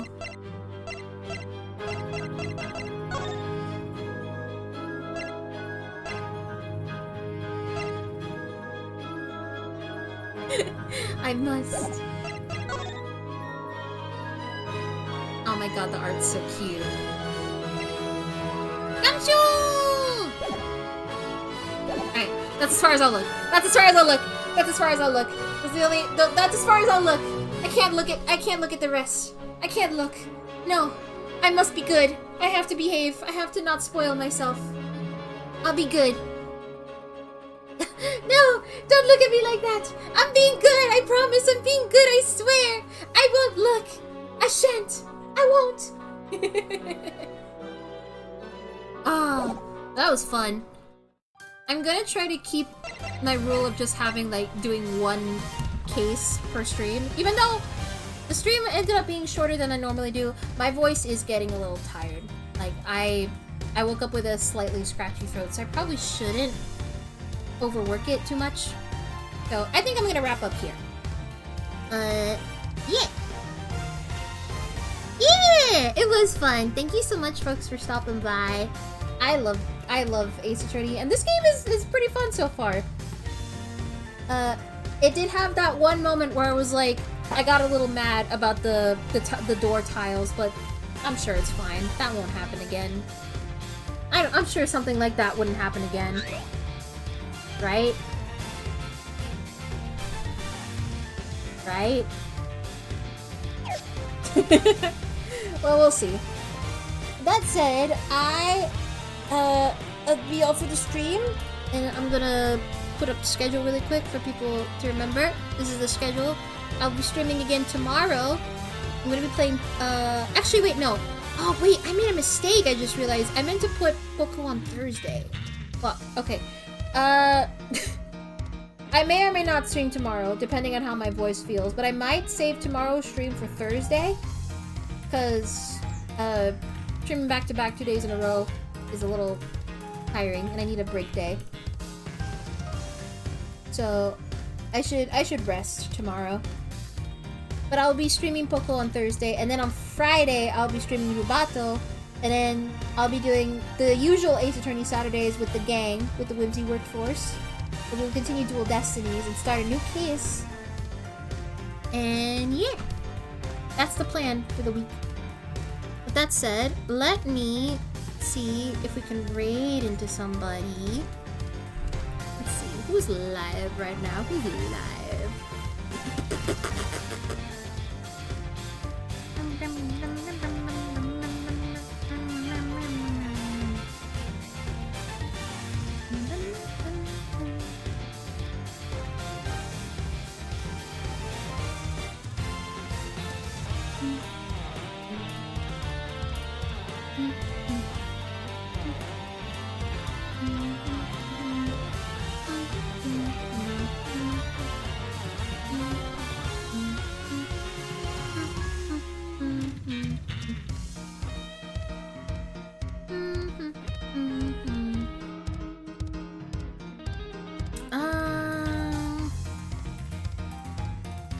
Let's go raid into a buddy of mine. Penelope Parabellum, who's streaming something called Doll's Nest.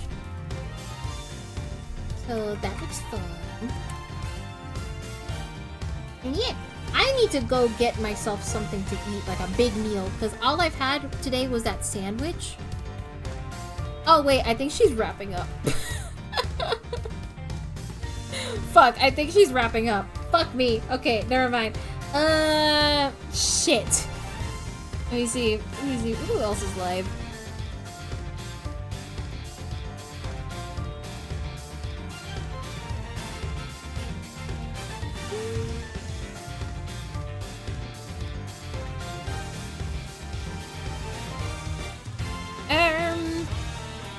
I think Betty just wrapped up. Fuck! Okay. Then... Okay. Oh, here we go. Here's another cool person we can raid into. Go raid into Hepper. Go raid into Hepper. Hepper's playing Star Fox Assault. That looks neat. Let's go raid into Hesper. Go say hi to Hesper. She's really sweet and cool and very nice. And I enjoy her streams very much. Yeah. Thank you so much for stopping by. Yes, I will go eat something. I need to make myself like a proper meal. Yes, everyone have a good rest of your week. I'll see you all on Thursday for sure.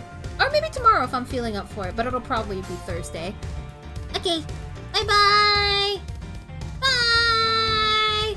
I'm gonna go play Pocopia. Woo!